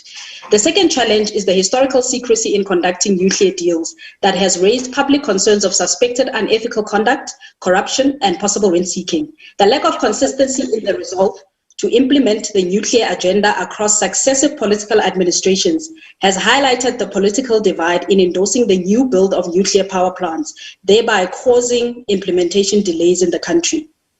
Another challenge is around nuclear energy impact on public health. This is a global challenge. The human health aspects that are synonymous with the nuclear energy discussion because of the impacts of nuclear waste and radiation have prompted debates on the social impact of the energy source. The lack of technical capabilities is another identified challenge in South Africa in the nuclear space. And this is a risk particularly to the country's public procurement policies that support local content requirements to promote local production of materials that are required in a capital-intensive project such as a nuclear power plant, as well as the national drive to significantly reduce technology imports in favor of local technologies. In terms of the development of non-traditional sources of energy, South Africa is also involved in the development of these non-traditional sources of energy. A company, for example, called Wonderbag is one of the companies in this place that can convert municipal solid, medical, abattoir, sawmill, and agricultural waste to energy. And this can be either electricity, gas, and or heat. They can also change plastic and waste oil into diesel and offer a waste to energy as well as a waste to water solution tailored for islands. The city of Johannesburg, a municipality, has a clean energy project which captures methane from 5 landfills to produce clean energy for the city, as well as green energy through biogas. Another example of the development of non-traditional sources of energy is Green Cape, which is a non-profit organization which helps push the technological frontier by engaging with businesses, investors, government, and academia on ways to promote a greener economy and facilitate ideation and implementation processes. They are also able to provide information for foreign investors to understand the local economy while boosting investor confidence and aiding the government with the development of standards, policies, and regulations for a greener economy. I will now hand over to my colleague and fellow citizen, Lynn. Thank you very much, Dineo. Moreover, South Africa has implemented new biofuel projects, such as the use of bagasse as feedstock for coal-fired boilers in the sugar industry. Sugar refineries that are using bagasse are considered to have an installed generation capacity of 245 megawatt equivalent. Concept of smart city. South Africa has adopted a plan, Smart City, to achieve the main goals of reducing emissions and giving access to clean energy for everyone. A smart city is a place where traditional networks and services are made more flexible, efficient, and sustainable with the use of information, digital, and telecommunication technologies to improve its operations for the benefit of its inhabitants. 4 categories of smart opportunities are waste projects, smart transportation, renewable energy, and street and light optimization. In conclusion, South Africa tends to develop biofuel energy and nuclear energy. However, the production of such fuels is very expensive. That is why the implementation of these projects is slowing down. The retirement of traditional fossil fuels requires action in order to assure sustainable energy supply that will translate into economic growth. Thank you very much, experts and participants, for your attention. I'll give back the floor to the moderator. Thank you very much. South Africa, it was an amazing contribution to the BRICS Youth Energy Outlook 2020. And I think that right now we can declare officially, not only myself, not only Russian team, but 180 unique developers of the research, that the Outlook is now presented and showed to the world. Right now, we'd like to refer to our expert panel. We've got Nobel experts here in Moscow at the venue.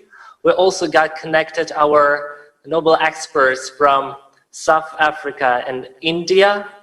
We are very happy that we have everybody here today. And the first remark I would like to give to Ms. Natalia Zhegina, Deputy Director of the Rosseti Corporation.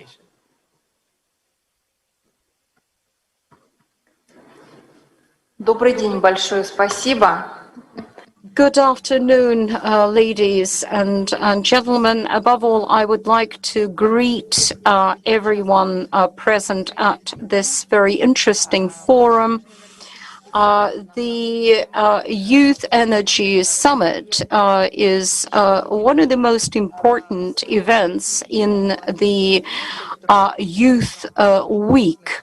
All the youth days in international summits are a topic of great importance, and therefore I would like to extend my gratitude to all the representatives of the teams who provided their projects.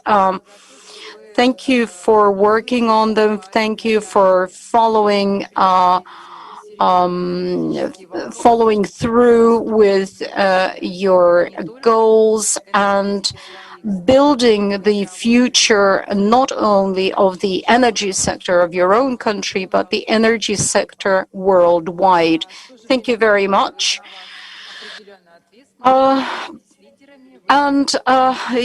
You are the winners of your countries, of your country teams, and I would like to congratulate you with being awarded this prize, and hope that you continue working in this area.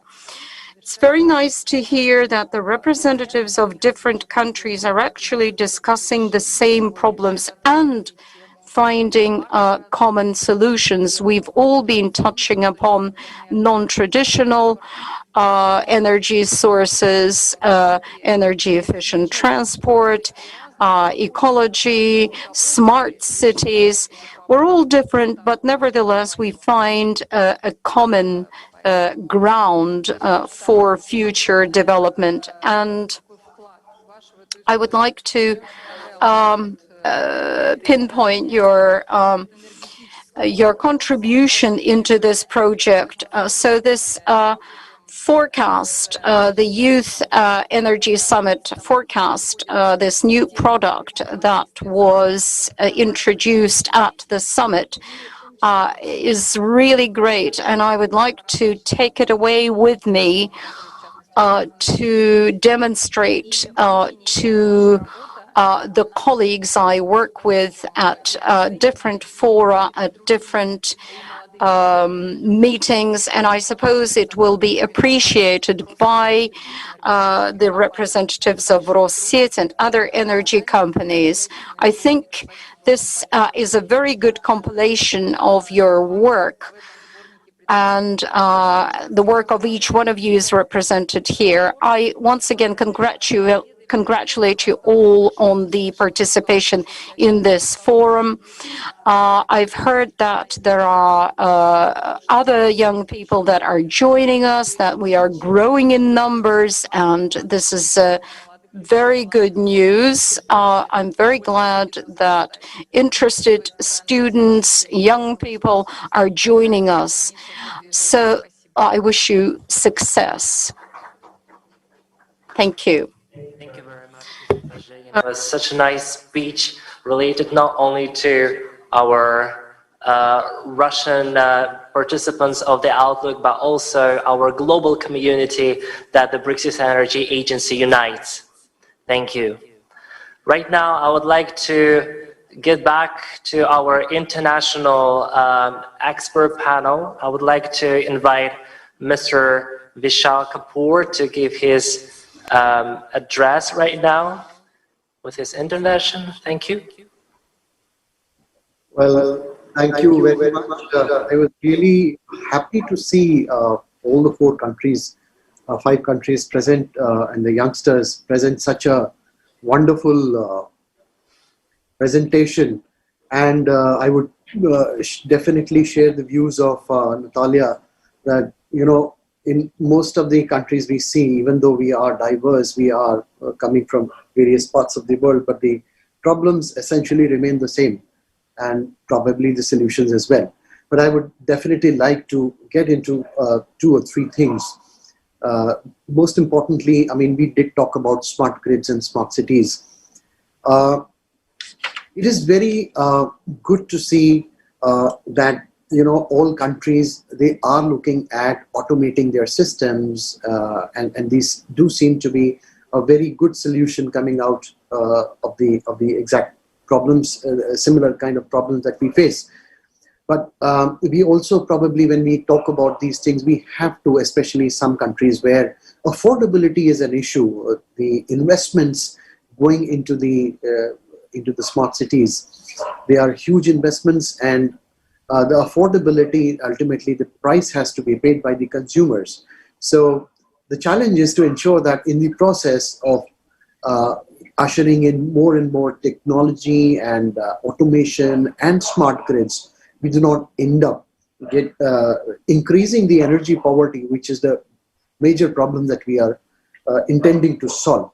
So this narrative has to be built in the economic and the economic viability, the the financial viability is as much important as the the environmental, socio-economic viability.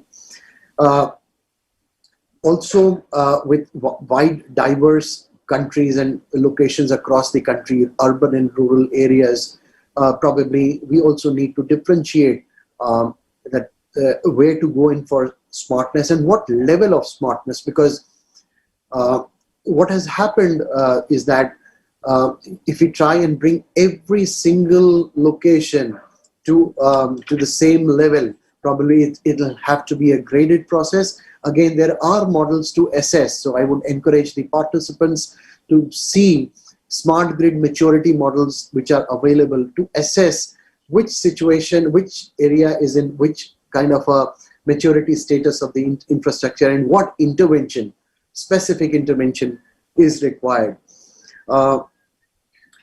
Another thing that was seen was the energy security. I mean, 2-3 countries have brought about the importance of energy security, and let's say the petroleum and coal being a major source of energy. So geopolitics and other things were talked about. Yes, it is very important that a certain level of energy security is achieved by the countries. One thing that was again talked about very much was infrastructure, about electric vehicles. Now, electric vehicles are also going. So I'm just trying to give a perspective which was probably not covered.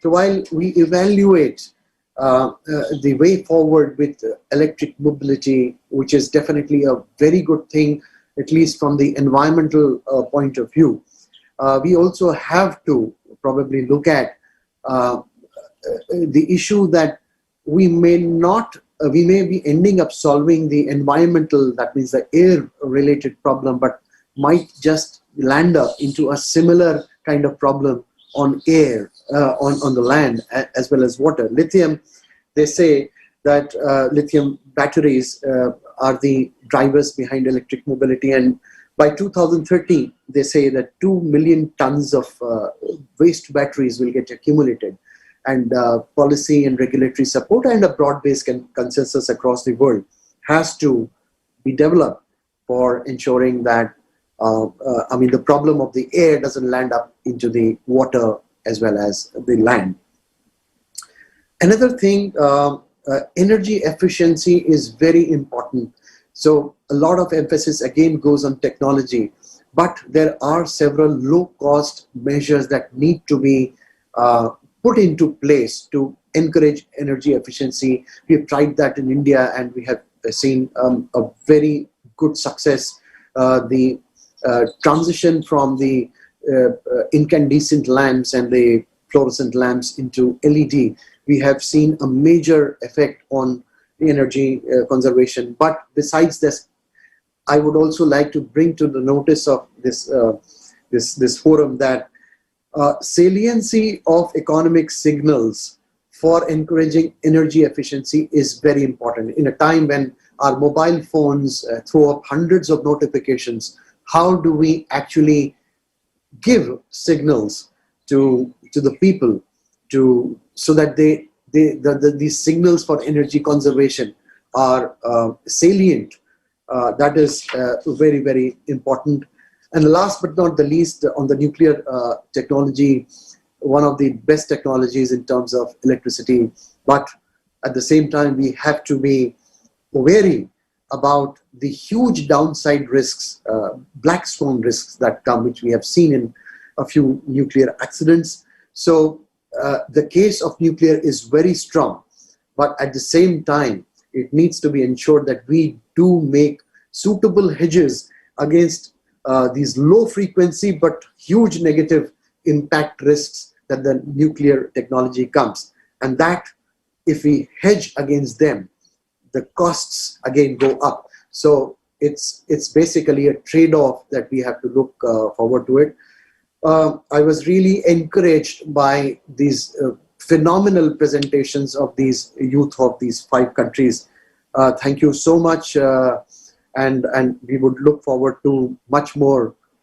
And more energetic presentations like this in the next year. Thank you.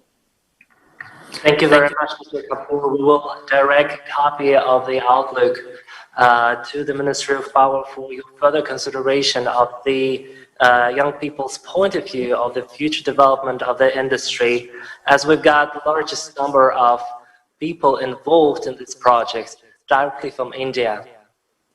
So right now, I would like to pass the floor to our expert present here in Moscow, Mr. Iqbal Guliyev, Deputy Director of the International Institute of Energy Policy and Diplomacy of the Moscow State Institute of International Relations. Mr. Guliyev, the floor is yours. Добрый день, уважаемые коллеги, уважаемые... Good afternoon, dear participants, dear colleagues, dear participants of the Youth Energy Summit. It's my third summit, and I welcome you on behalf of McGill University and on behalf of the International Institute of Energy Policy. I remember the very first day when it all started, and it all started in our university. This very idea of creating something like this, establishing an agency, and later on implementing it, making it happen. We had students, we had graduates, and this was the driving force of this movement. And back then, we all managed to bring young people from BRICS countries together, and not only young people, but researchers who could not be indifferent to their future. I've read the outlook very carefully, and I've listened to all the presentations very carefully, and just like my colleague already mentioned, I must say that we now have more participants, but at the same time, the quality of this summit has gone up as well. So I would like to wish all of you every success in all your endeavors. By the way, one more thing. As I said, I've read the outlook, and what I really liked was that in your forecasts, you didn't have one scenario. You had at least three: negative, positive, and conservative scenarios. So three approaches, very thorough work, and every team has elaborated on the topic. I really enjoyed reading this.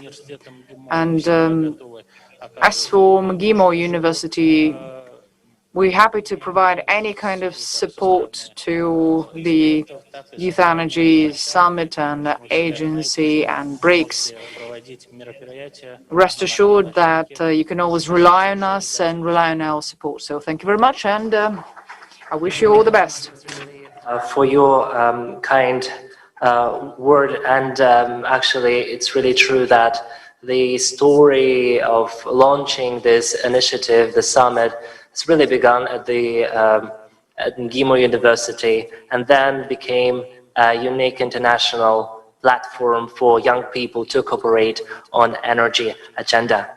Right now, I would like to give a word to our South African colleague, a representative, actually the president of the South African Association of Energy Economics, SAAEE, docent, associate professor of the University of Pretoria.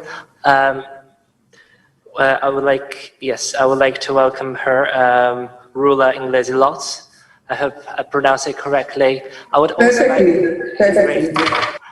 like to note that at the University of Pretoria, a team led by Vanessa Ndlovu, also representing the University of Pretoria, finished the second in South African run, and you are also should consider that representatives of the University of Pretoria are very active participants of the development of the BRICS Youth Energy Outlook 2020. So I'm not talking too much and giving the floor to you. Thank you very much. Also, I'm proud to say Dr. Vanessa Ndlovu now. led the team. So firstly, let me congratulate everyone in the organization of such a successful event. But we all know it goes way beyond only today's presentation and a nice book that we all going to read. The teams have worked very hard this year to produce such an excellent outcome. And as you mentioned, my own students have also participated as one of the teams from South Africa, representing the University of Pretoria. And I could see through the months the excitement with which they worked on the project. And of course, how much they have learned from the process. And I'm sure the rest of the teams and the winners of South Africa as well. The 5 presentations showed us today that the value, they demonstrated to us the value of teamwork. Even in the presentations, they didn't select only one person to present, but they shared the presentation responsibility. And that's congratulations to all, even before we look at the content of their work. The energy and environmental systems are complex, and they're all in the center of socioeconomic development. So we heard today, and that's a big example of what we heard today. Solutions cannot be achieved without a multidisciplinary, multi-sectoral, and multi-perspective effort. And these solutions should be proposed, discussed, and approved by a multi-generational leadership. The old mentality of only older generations can be leaders is a little bit old-fashioned. We need multi-generational leadership in the energy sector, in policy making, and in research. We should learn from each other. The 5 teams, and I agree with the earlier colleagues that made some remarks, is the 5 teams, they made apparent that there are specific factors that can work as catalysts for future energy sustainability that are common among BRICS countries. We heard lots of overlaps between the challenges the teams expressed. Factors such as infrastructure development and the need for that, innovation and technology development, diversified energy supply mix to ensure energy security, promotion of energy efficiency. We've heard the closing of the gap of energy inequalities, which was also very important, and particularly in the South African and African continent. Market interventions that take into consideration climate change. And we've heard from the majority of the teams, smart cities, smart grids, which makes the digitalization concept more obvious. A sustainable future for all cannot be achieved without global cooperation, and that's all about this kind of events and these organizations. The historical and old-fashioned way of dividing the countries into developed versus developing seems not to be the most relevant and most appropriate on a path to design and implement energy and climate change global policy. Each country, of course, needs to strive to reach its maximum potential, taking into consideration, we've heard from the teams, natural resources, historical backgrounds, demographic and geographic characteristics, without, of course, omitting to take into account the geopolitical and trade relationships with the rest of the world, with the rest of the country partners. So I applaud you all for the wonderful work you have done, and I'm looking forward to the rest of the discussions. Thank you very much. Thank you very much. Thank you very much for your contribution, for being with us today. And we're very happy that you're actually the scientific leader of our team from the University of Pretoria joined us. And thank you very much for your kind words. Right now, I'd like to give the floor to our colleague from Brazil. Mr. Igor Godard is again with us, and we would like to have your comment on the outlook and what you've heard so far. Thank you. Okay, thank you, moderator. Well, firstly, I'd like to congratulate all researchers involved in such a comprehensive and ambitious report.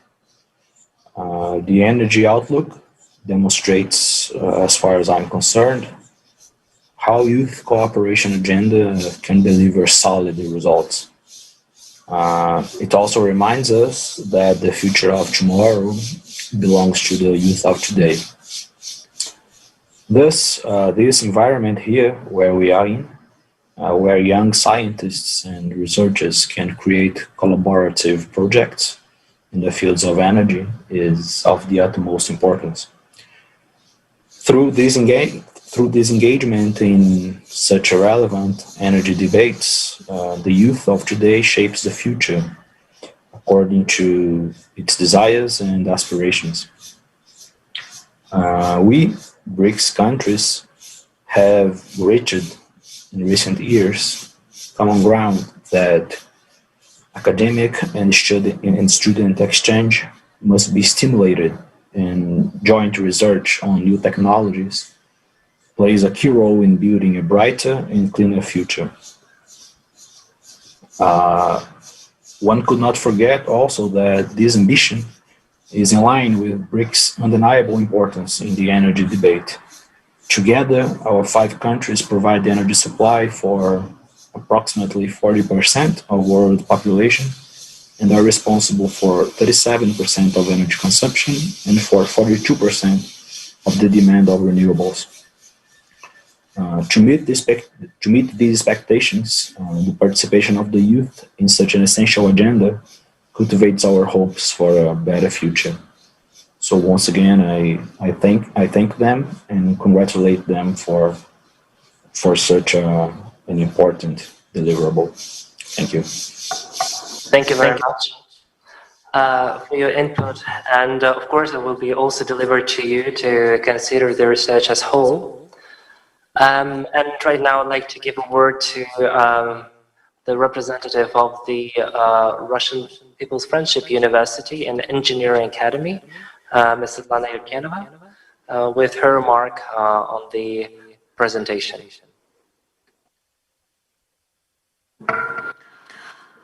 Good afternoon, colleagues. I would like to echo what my colleagues have already said. I would like to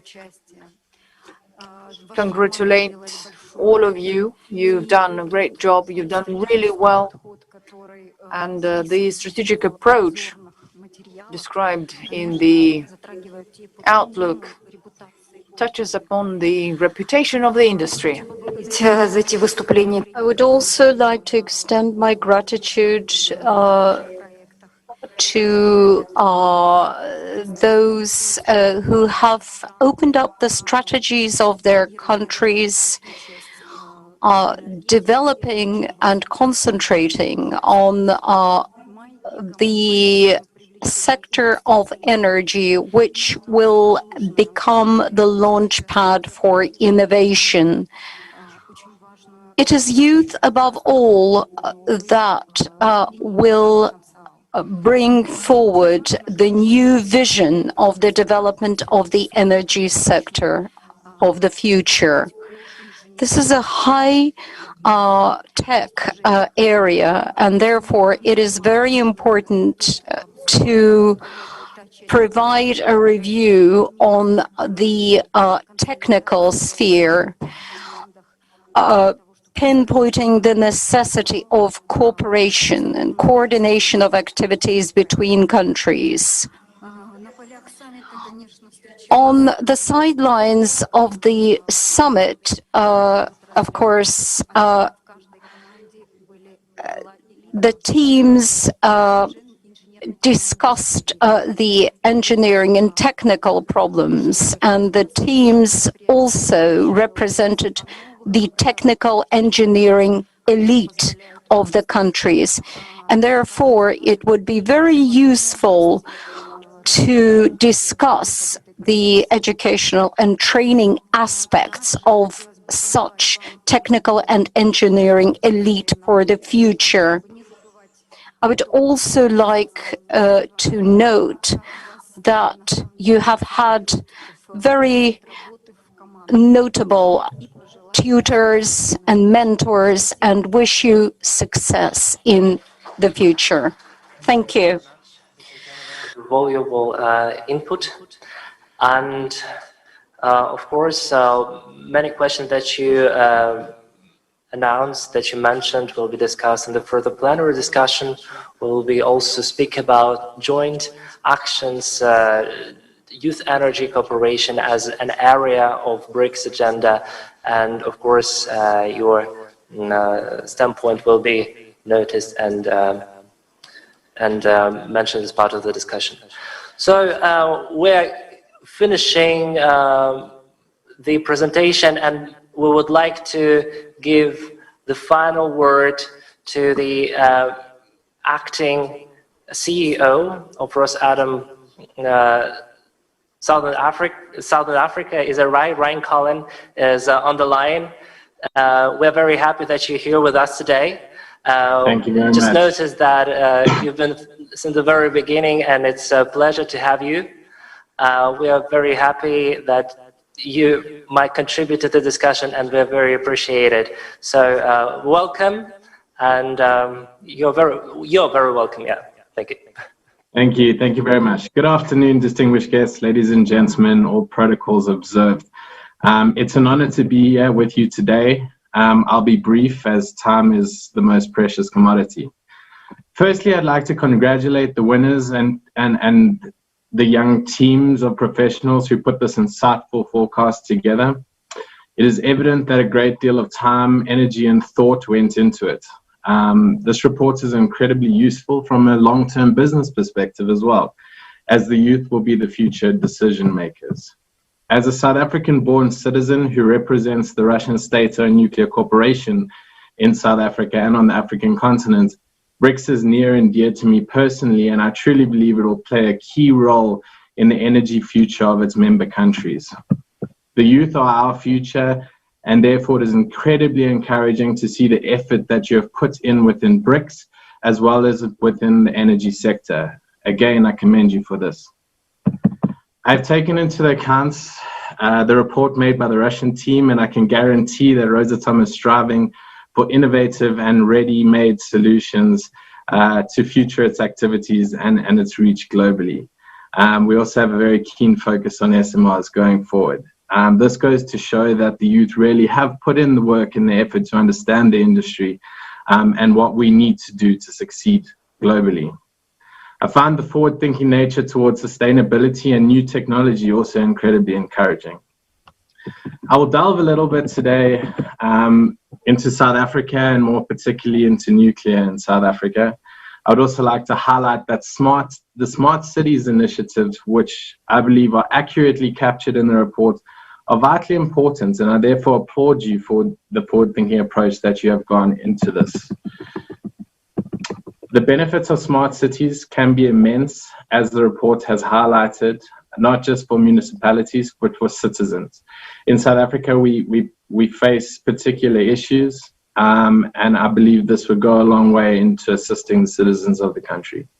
Enhanced efficiency and management of utilities such as electricity, water, and waste could translate into improved service delivery, which means that more citizens would be able to access basic services. The roadblocks mentioned in the report, however, are very real, and the inhabilitating costs of electricity, the inefficiency of supply of electricity, as well as incredibly expensive data costs will be the biggest concerns in my mind. I agree that while South Africa should look to the global market for solutions as well as to their BRICS counterparts, a tailored South African solution focused on South African challenges is what is needed to succeed. With regards to nuclear, I believe the report paints a realistic overview of the current status and ambitions of the nuclear energy industry in South Africa. At this point, I must highlight that I believe that all countries should use all sources available at their disposal to diversify their energy mixes. We also believe that nuclear with renewables will create a green square, which will be the base for the world's future energy. With 75 years experience in the industry, we at Rosatom absolutely agree that nuclear technologies have a critical role to play in reducing carbon emissions and balancing the energy mix in any country. The main question, however, is most countries, including South Africa, especially South Africa, are endowed with many energy resources, ranging from coal to wind to solar. So why go down the nuclear route? One that you have mentioned earlier in the report has numerous issues that need to be looked at.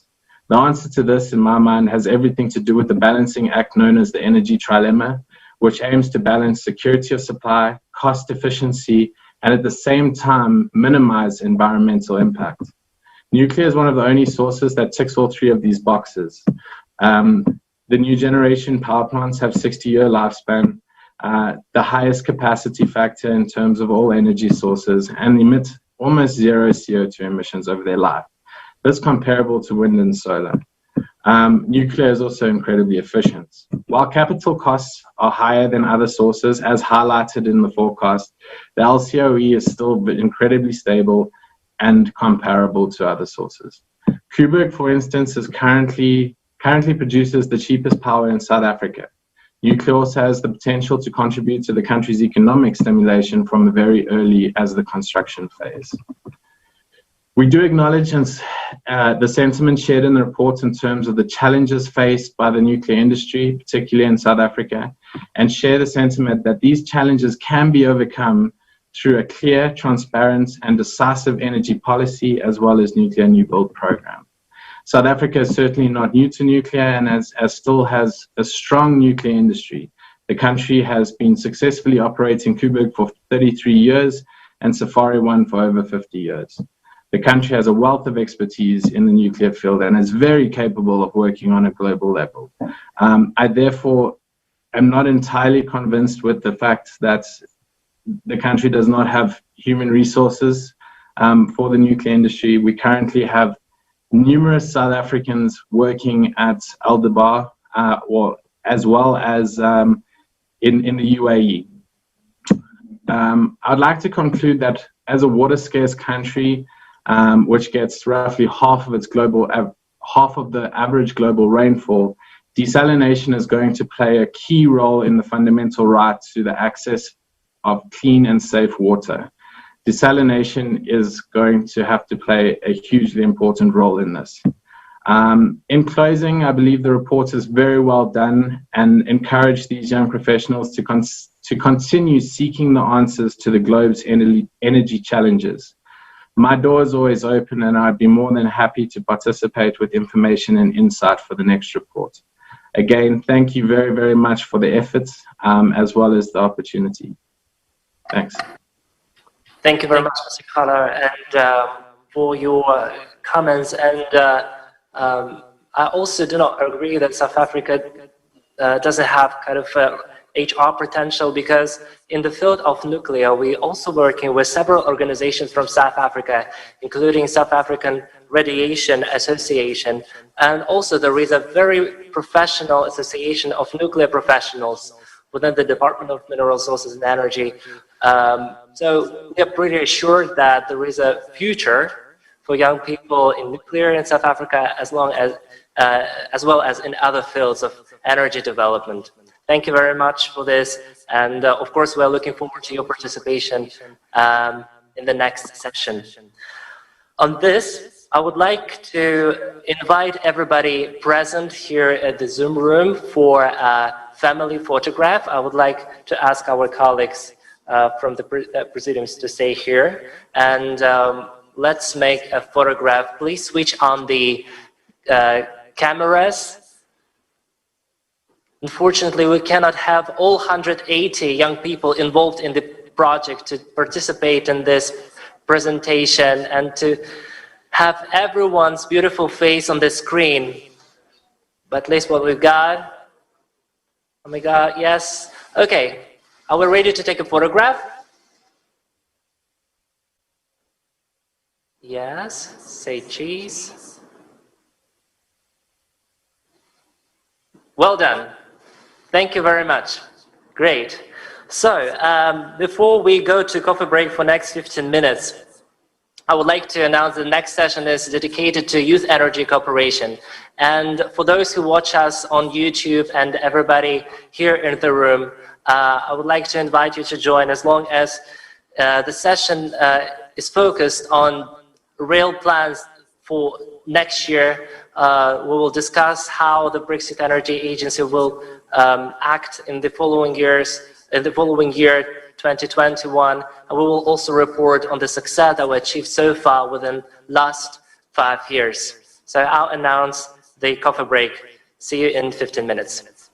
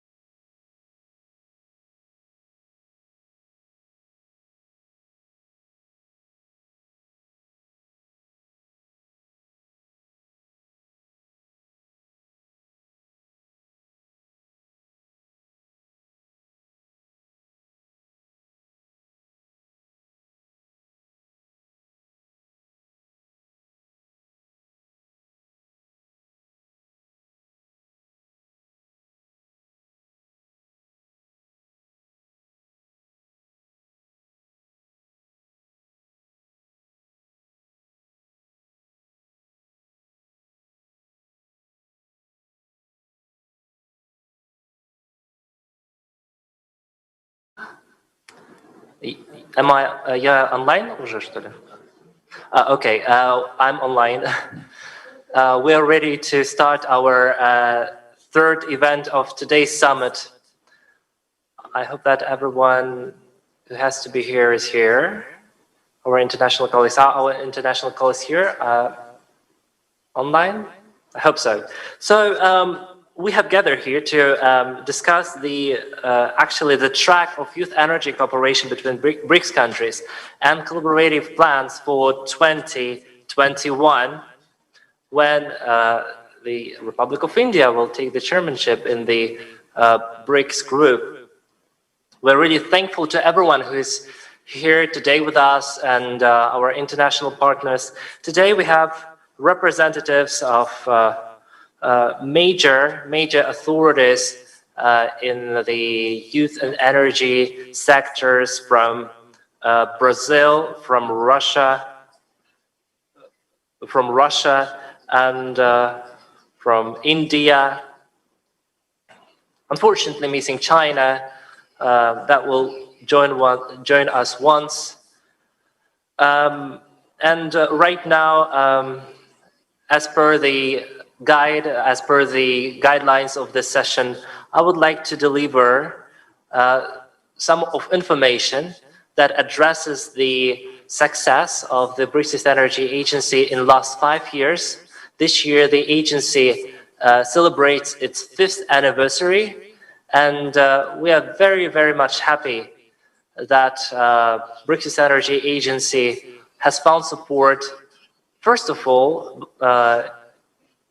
by young people. Young people participate in different initiatives, participate in projects, and become so-called ambassadors of BRICS Youth Energy Agency in their countries. That helps us to expand our community, and by doing so, also to provide more changes to the youth energy cooperation between our countries. So let me start with a short report that I would like to deliver to you right now. My report will take around 3 minutes, and I will address the areas of youth energy cooperation, in particular delivered by BRICS Youth Energy Agency. Last year, as part of the BRICS Youth Energy Summit 2019, we presented the concept of the BRICS Youth Energy Agency activities on youth energy cooperation in 2020. We expected to participate in different events, organize different venues at the Global Energy Forums, and also launch different initiatives that are 100% of interest for young people. We defined as priorities inclusiveness of BRICS Youth Energy cooperation in the field of energy, and also the commitment of our strategic development of the BRICS Youth Energy Agency as a single platform for youth energy cooperation, and also mandated by the BRICS Youth at the first BRICS Youth Summit in 2015. We defined that the BRICS Youth Energy outlook had to expand its limits. It had to be more global. And we are very happy that we achieved this goal. We're happy that the BRICS Youth Energy outlook is now a 5-country report, and it's delivered by young people, and it unites hundreds of people involved in the project. We're very happy that the summit takes place annually, and we also would like to notice that the BRICS Youth Energy Agency's network, which is actually available for everyone, is also on demand. We are happy to announce that, of course, we didn't achieve, the target that was set last year to hit this 1,000 mark with our network. We have 300 young participants who are very active and also shape our global community. It is also in our interest to talk to our partners from policy, from industry, and also youth organizations to find the content for this special platform, so that today, as the COVID pandemic is here, we could collaborate digitally. This is especially very important for BRICS countries, which are very distant from each other. and only digitally we can collaborate on daily basis. Also, I would like to mention the mentoring program. We've been thinking about this very seriously last year, and we even selected different experts to become these mentors for young people. And when we looked at it more precisely, we actually understood that the BRICS Youth Energy Outlook is a fine example of this mentoring program, because as we knew, many groups, many research groups had their research leaders, those who guided them throughout the Outlook. And this phenomenal project was 6 months long. So you can actually say that the mentoring program was also successfully accomplished. One of the very long-term projects that we try to implement this year is, of course, the creation of transparent channels with our colleagues from BRICS, especially policymakers, ministries, so that youth energy cooperation is based on 5, let's say, major youth communities. And BRICS Youth Energy Agency is widely presented in BRICS countries, and the government of each BRICS country knows that there is BRICS Youth Energy Agency, and there is either an organization or newly established organization that takes these responsibilities on its national part. So we are very happy that we very successfully negotiated this concept with our South African colleagues. We are really looking forward to finalizing that. We also launched the negotiations with our Brazilian colleagues, and also would like to invite our Indian colleagues and Chinese colleagues to join this program and to establish a national representation of the BRICS Youth Energy Agency, so that we could have transparent channels for Indians, Chinese, South African, hopefully soon Brazilians, to collaborate with BRICS Youth Energy Agency. And we are very, very ready to start this negotiating and to finish it by the end of the year. What else? Today you will be also presented the activities of the SDG platform. I wouldn't like to unleash this before the SDG event, because there's going to be an amazing initiative presented. I just wanted to say that this year we did an amazing program which will be successfully arranged in next year's. It's called From BRICS with SDG. This year it's about all smart cities and sustainable cities, and we will drive it further on with different and other topics. So I would like to finish on that. We will publish a larger report of the BRICS Youth Energy Agency by the end of the year, when all the events are indicated and mentioned and occurred, so that we could include them with the results. Right now, I would like to give a word to the representative of the Russian Ministry of Energy, Ms. Olga Yudina, Deputy Director of the Department of Project Management and Ministerial Affairs, with her intervention. Thank you. Thank you, Alexander. Good afternoon, colleagues from BRICS Energy Ministries and dear participants of this summit. We've been talking a lot about achievements, and we've been talking about success stories and numbers. We have 40 universities taking part in this event and around 200 participants. All of you are working together. We saw a number of presentations and we heard participants. We saw their presentations. We seem to be very diverse, but we are very efficient in working together. So what brings us together? What do we have in common? I think our energy systems are very similar. On the 14th of October, we had a ministerial meeting where ministers of energy were discussing the future, and we had a presentation of energy projects. And we saw some results of research, and at first we thought that our countries are very different. Some are consuming energy, some are supplying energy. At the same time, speaking about energy, we are moving in the same direction. Just a couple of figures. I'm sure young people would be interested to hear what grown-ups think. So the first thing that we've identified that by 2040, around 70% of energy in BRICS countries would come from fossil fuels. So that's point number one. At the same time, we saw that all BRICS countries are trying to be more green and are doing everything they can to achieve this. Gas share is going to increase, and many countries are going to use nuclear energy, and renewables will go up as well. It is evident that what we can see in energy is energy transition phase that is going to transform the big picture.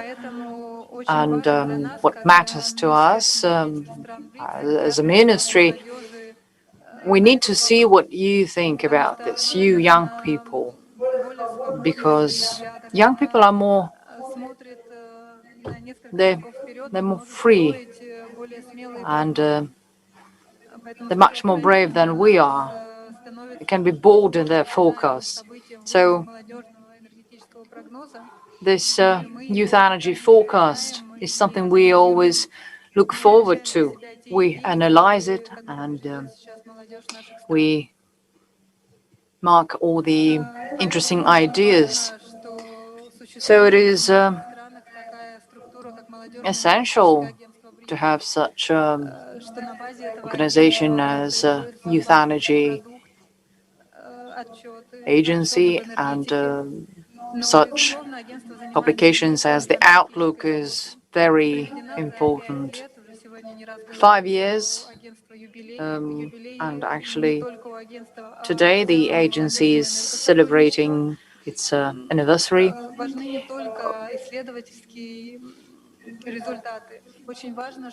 What's important is to see some results, and networking is also important. We need to have a network for networking, where our young specialists could talk to each other. Of course, you could travel. You could go to one country to another. We could do this, but not now, not really. So we think what's important is to arrange such annual summits. And many colleagues from Россотрудничество and many other organizations, we're happy to see them here, and we really appreciate their support.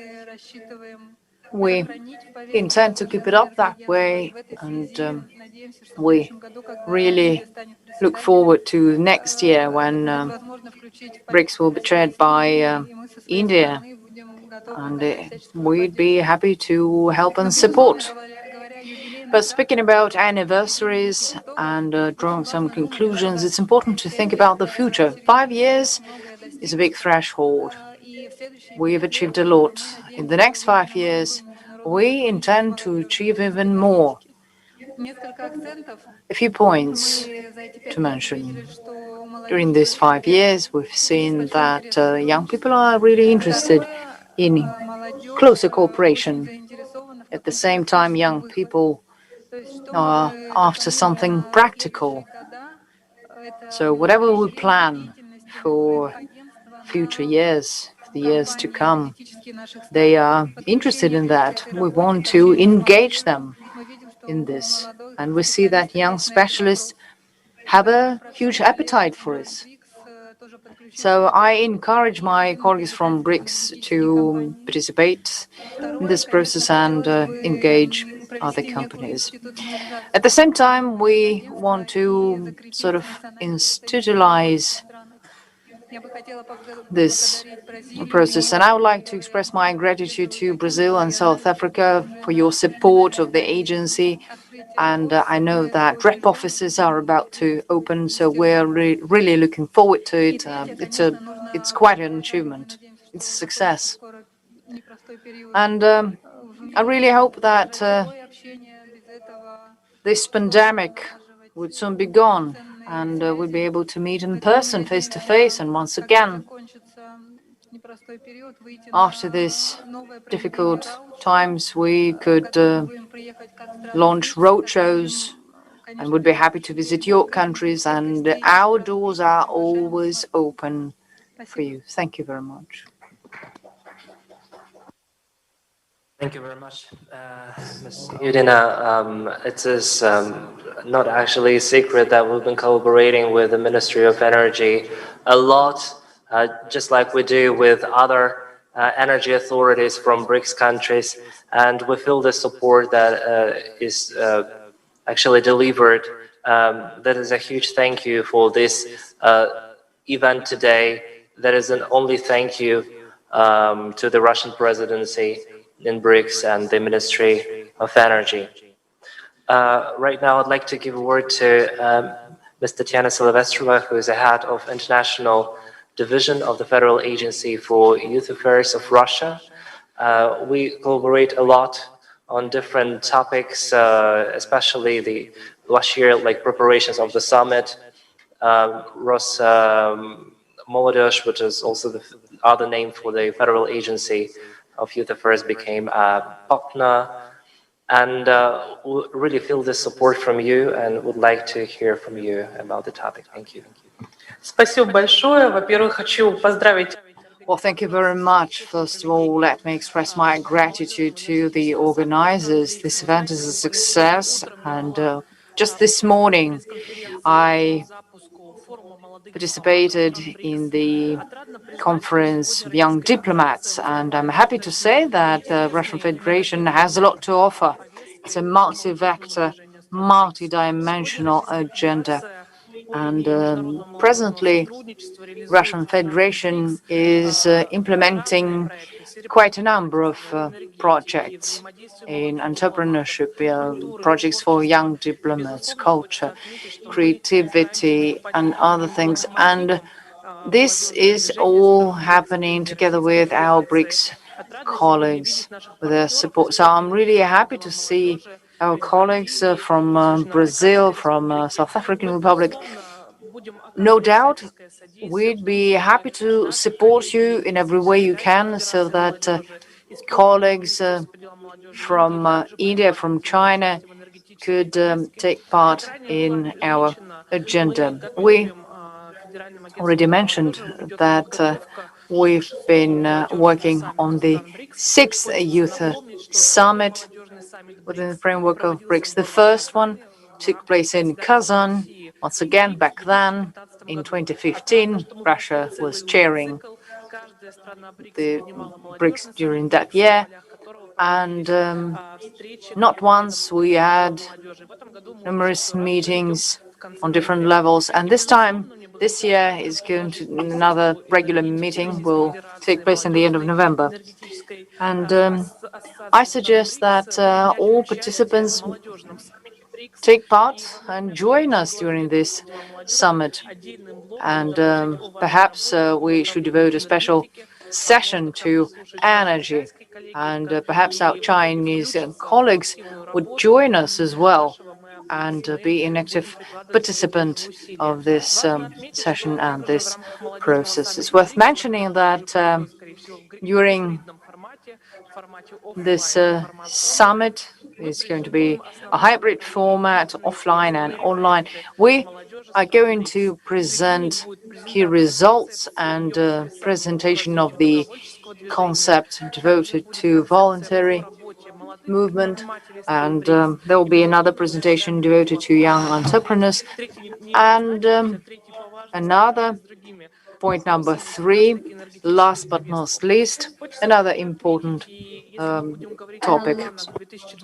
If we mention the plans of 2021, I would like to invite you, Alexander, your organization, to participate in the Youth Business Incubator of BRICS countries.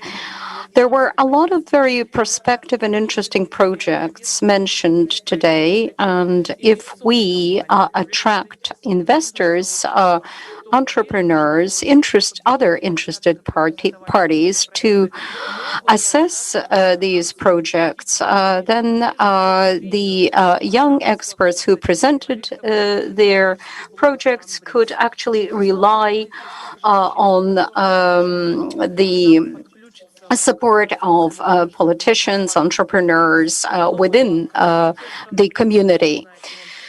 And of course, the new development bank subsidizes and invests into new modern projects. And I think that the participants of these contests and these projects can also partake of these funds. And in continuation of youth entrepreneurship, I would like to invite all the winners of today to participate in the Youth Business Incubator of BRICS, which will take place from the 20th of October to the 22nd of October to the 2nd of November. So we are going to send out all the necessary documents. And I suppose that this event will be very interesting for the participants. We will send out all the information tomorrow. I suppose that if the representatives of this summit participate in this event, this will be welcome by the leaders of your country. Of course, there are a lot of events taking place in BRICS countries. Some of the initiatives, or let's say quite a lot of the initiatives, carry an so-called unsystematic character. And this is why we have decided to launch a project office of youth cooperation. The project office is situated physically in Ulyanovsk, and this project office will coordinate the activities of the representatives of different projects and provide different types of support, including financial, legal support, and so on and so forth. We are planning to concentrate the most interesting contacts and the most interesting projects within this project office. And of course, the topic of energy will be one of the top priorities. And through this project office, we can expand our cooperation with our colleagues from India, China, Brazil, and South Africa. We always say that youth is the future. Well, actually, it is the present. And as soon as we start to cooperate with youth on a systematic basis, we will be able to work out a stable approach to the cooperation within the BRICS countries. So thank you very much for participating. Thank you for having an interest in cooperation. Thank you very much. Thank you very much for your very, very valuable input, and also in regard to the project that are being implemented by the Federal Agency for Youth Affairs of Russia. And of course, we will take into consideration all the initiatives and will take active part in every initiative that is being driven on BRICS youth level. Thank you. I would like to note that the agency, the BRICS Youth Energy Agency, is driving different initiatives that provide a synergy for different stakeholders, like the governments, like companies, governments, and of course young people. We also think that the synergy has been mentioned by Ms. Olga Yudina, and is something that we should be aiming at, and we should take into consideration this synergy when we plan our activities for the next year. Right now, I would like to give the floor to our colleagues from South Africa, our noble partners, and let's start with the Department of Mineral Resources and Energy. We've been discussing different initiatives, and in March, together we arranged the Youth Forum of Energy in Dabwa. We actively participated in it. I myself was in Cape Town. Thank you very much to the department for invitation and for your large contribution. So, Ms. Minnie Mamad Sharaga, we would like to hear from you representing the Department of Mineral Resources and Energy of South Africa. Winnie? Thank you, Mr. Commission, Chairperson, BRICS Youth Energy Agency, representatives from BRICS countries, panelists, distinguished guests, all protocol observed, ladies and gentlemen, receive greetings from the Republic of South Africa. It is a pleasure for me to be part of this August event held under the leadership of the Russian Federation. The BRICS Youth Energy Agency works and cooperation will help us to maintain youth and allow them to participate meaningfully and benefit economically in the energy sector. As the world's largest emerging market, BRICS countries committed to energy security, that is uninterrupted availability of energy sources at an affordable price since 2009 BRICS Summit. This clearly proves that BRICS countries need to collaborate and come up with complementary energy strategies to foster the country's energy security and stimulate economic growth. Republic of South Africa, through Department of Mineral Resources and Energy, DMRE, and National Youth Development Agency, NYDA, is leading the cooperation. It goes without saying that the cooperation on energy holds a common interest and represent a win-win situation for BRICS countries. By taking advantage of renewable energy sources and technologies through involvement and participation in the BRICS Youth Energy Outlook, the cooperation among countries forming the world's largest emerging market group is expected to flourish further in the years to come. The Department of Mineral Resources and Energy has well-developed programs for youth in energy, starting from encouraging learners to take part STEM subjects and energy-related careers, do research, do business in the energy sector.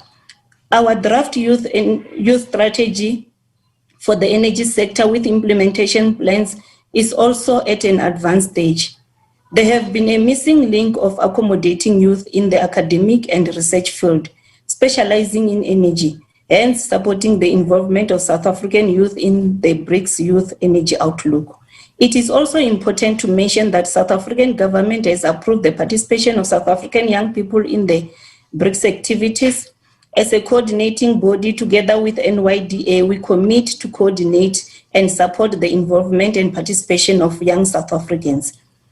Since our meeting with BRICS Youth Energy Agency delegation under the leadership of Mr. Alexander Commission in 2019 August, we have started to align our programs and activities with BRICS activities. And we had few engagement as a country where BRICS participated. You all heard Mr. Commission indicating that he participated at our Youth in Energy conference in March on the margin of African energy in Indaba. He also participated in our Youth in Energy webinar in July as part of South African Youth Month commemorations.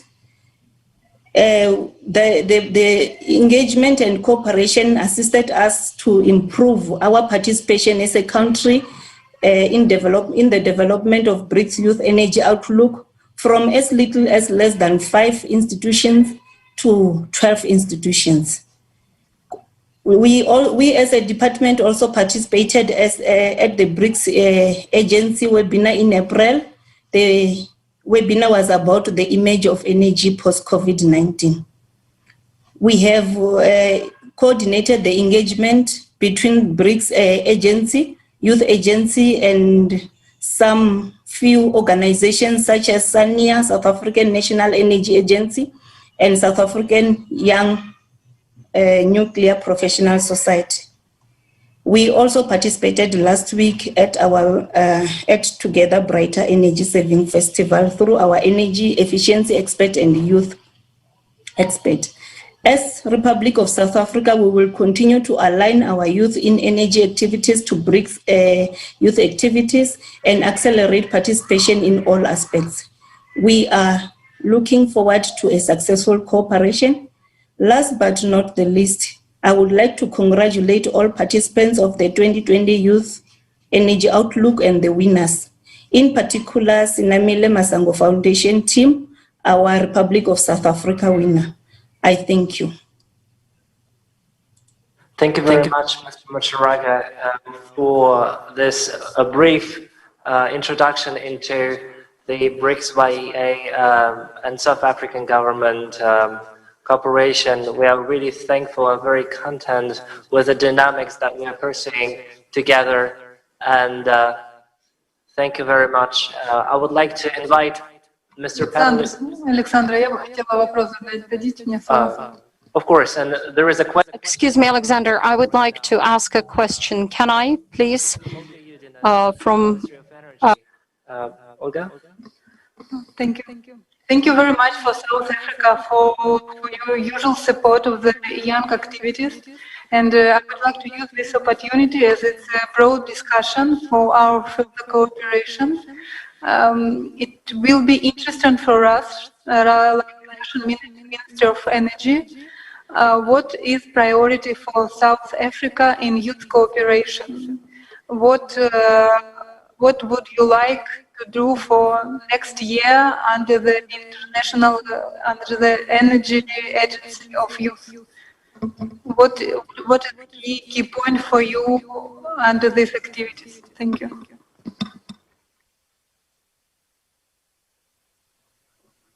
So I guess this question was addressed to the counterpart of the Ministry of Energy of Russia, to DMRE. So exactly what are the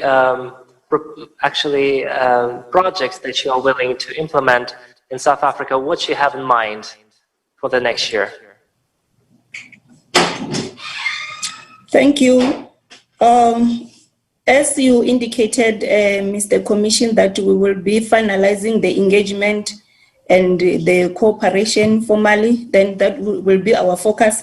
But we will continue to engage in terms of involving BRICS Youth Energy Agency during our Youth in Energy program, such as the conferences, the webinar, and any other related engagement. Thank you. Thank you, Mr. Macharaga. Hopefully the question has been answered. We have here also Patali Siodi from the National Youth Development Agency of South Africa. In partnership with this noble organization, we work with South African youth, and maybe he has also something to add to the question coming from the Russian Ministry of Energy. Mr. Siadi, what would you like to add to this discussion? You're very welcome.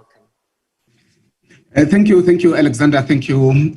Thanks to everybody else. Greetings to all the participants and our counterparts in various BRICS countries, and then also special greetings to our Department of Minerals and Energy.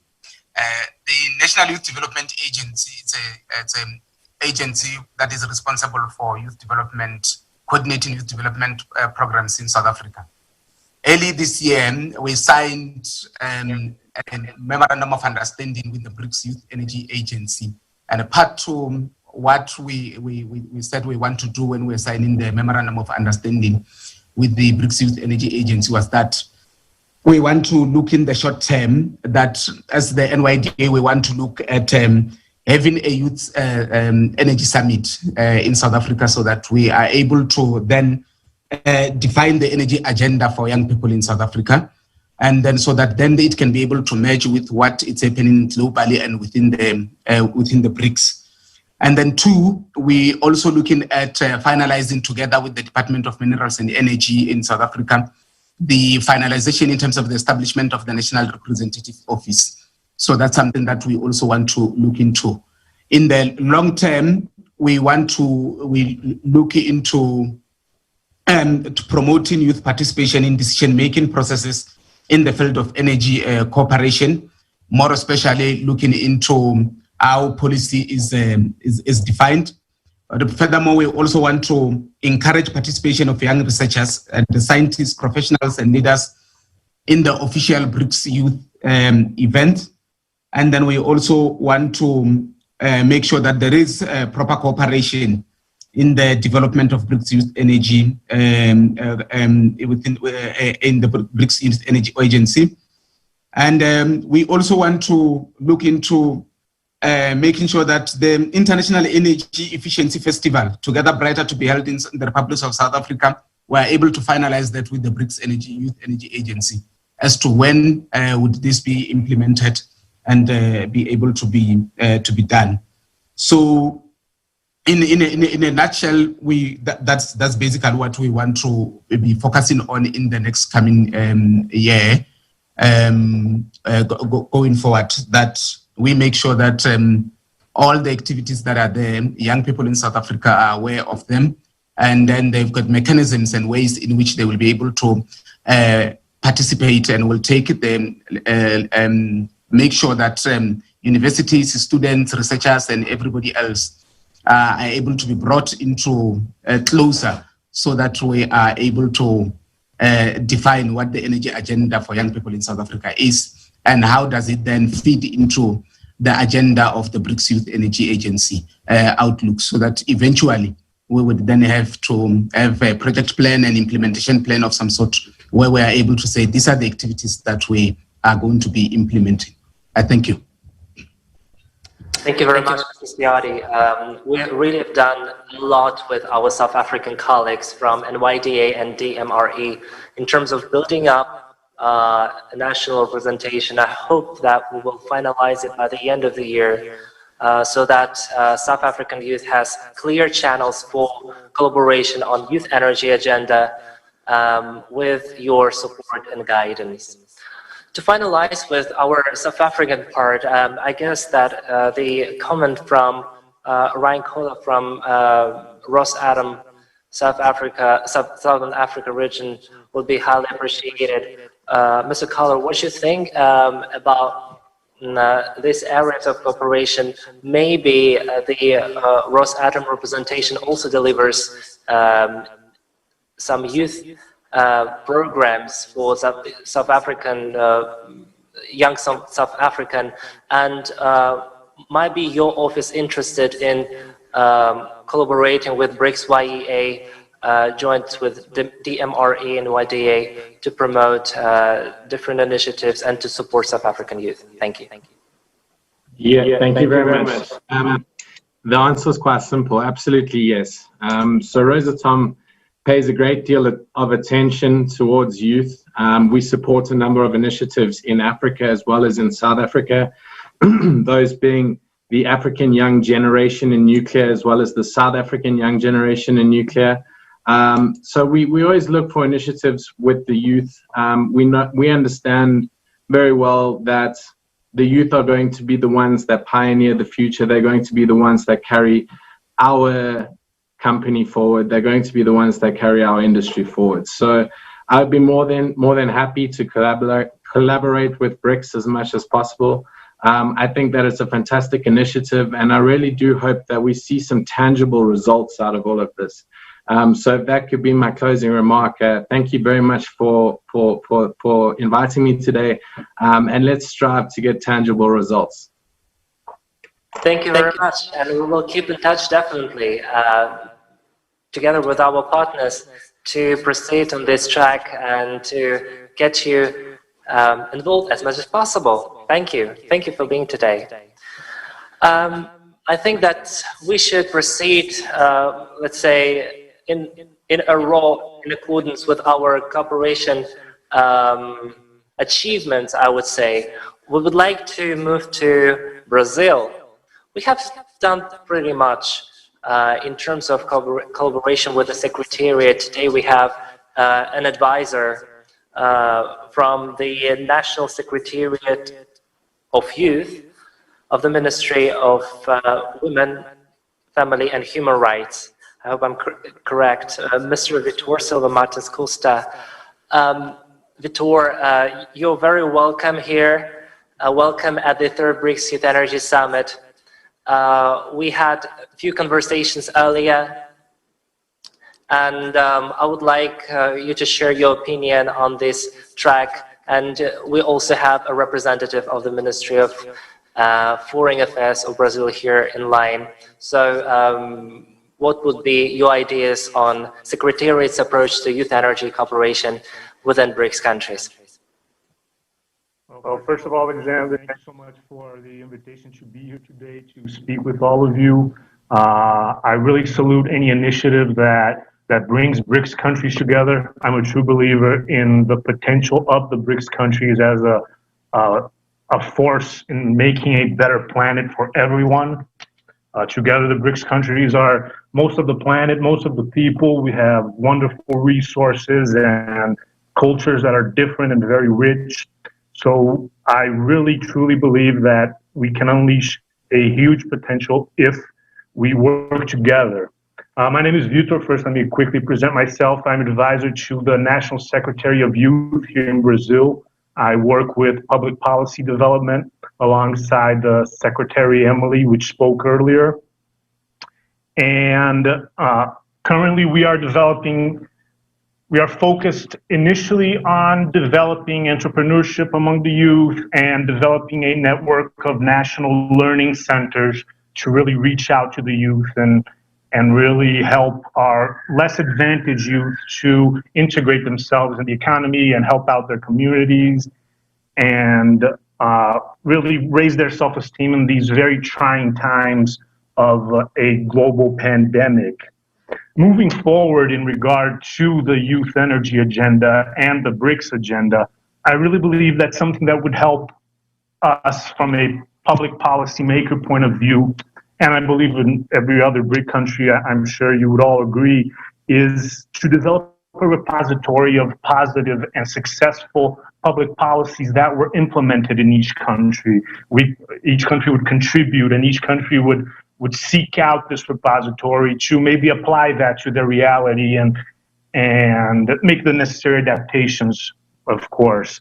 This would really bring us together and really get us talking, because the first thing for us to work together is to talk, is to really have more conversations, is really to speak to each other more. And a global repository of BRICS countries for public policy, I believe, would be a wonderful, wonderful instrument to really get us working together. For us to even have ideas of what would a youth and energy nexus project look like for us to really implement here in Brazil. Something that I also hope that we can achieve next year after this pandemic is under control is integrate benchmarking into the day-to-day actions of our local secretariats. Imagine us receiving Russian policymakers to see how we do things and what we are doing, and sending our representatives to Russia, to India, to China, to South Africa. I believe that would be a very enriching experience to really bring us closer together. And furthermore, we have to take advantage of maybe the only thing that this terrible pandemic brought on the world, which is the development of this culture of online meetings. I mean, we have this opportunity to, in the same day, meet with people from all over the world and make these encounters, which are very enlightening and very fruitful. So we can't abandon that next year, when I'm certain that the world will have this pandemic under control. We have to strengthen those ties that we've made, strengthen this way that we work. And, well, I think that's pretty much what I had to contribute here today with this meeting. I congratulate all of you once again for this initiative. This is very, very important. Next year will be an inflection point on the future of the world, and I really hope that BRICS countries can come together efficiently to be a driving force for a more positive future. Thank you once again to everyone, and I'll be here for any questions until the end of the event. Thank you very much, Vitor. It is great to have you here, and also your readiness to participate in actually the main venue for BRICS Youth Energy Cooperation. One question that I've got personally, in the presence of the Ministry of External Relations of Brazil, we worked together on establishing and discussing opportunities for the national representation of the agency and selecting the right organizations. So what should be done from the side of the BRICS Youth Energy Agency to trigger this process, to move youth energy cooperation forward in Brazil under guidance of the National Secretariat of Youth and the Ministry of External Affairs? What would be your answer on this? Thank you. A formal request would be the very beginning of this bureaucratic process. As you know, we are, as a public servant and public organisms, we have to ensure that all our decisions and everything we do is always respectful, transparency, and impartiality, and above all, efficiency. So it would be a process that we would be very happy to carry on. But it would be a process that would take some time in accordance to Brazilian law. So I invite you to formally provoke us to begin this process so that we can choose the best possible organization and choose it in the ways that are very transparent and very impartial, and that any organization that would be possibly interested in being your national representation office can apply to participate. And amongst those, we can choose the one that we feel will have a more, how can I put this in English? Forgive me, a small blank. That we feel that will have more widespread reach and be more effective in this communication with the youth and the government. So I invite you to provoke the local embassy first to send us this invitation so that we can begin a formalized process in really choosing the best possible organization to carry out this mission of being a local representative of your agency. Thank you very much, Vitor. Are there any questions to our colleagues from the National Secretariat of Youth? Any question from this panel, from our international panel? Okay, I would personally appreciate comments from the Ministry of External Relations of Brazil and their approach to this, because this is a major international cooperation framework. As long as the ministry is responsible for this area, what would be your advice, Igor, on how to facilitate and to trigger youth energy cooperation as long as BRICS YEA is involved? Thank you, moderator, once again. As far as I'm concerned, I'd say that, and taking into account the energy policy here in Brazil, that involves obviously our Ministry of Mines and Energy, but maybe one possibility of further increasing our youth cooperation would be trying to develop extra studies that would stem from that slide called competence and needs. That was a diagnosis that the platform delivered the day before yesterday. It was an assessment realized by the platform on which are the potentials and the needs of each country of the BRICS present.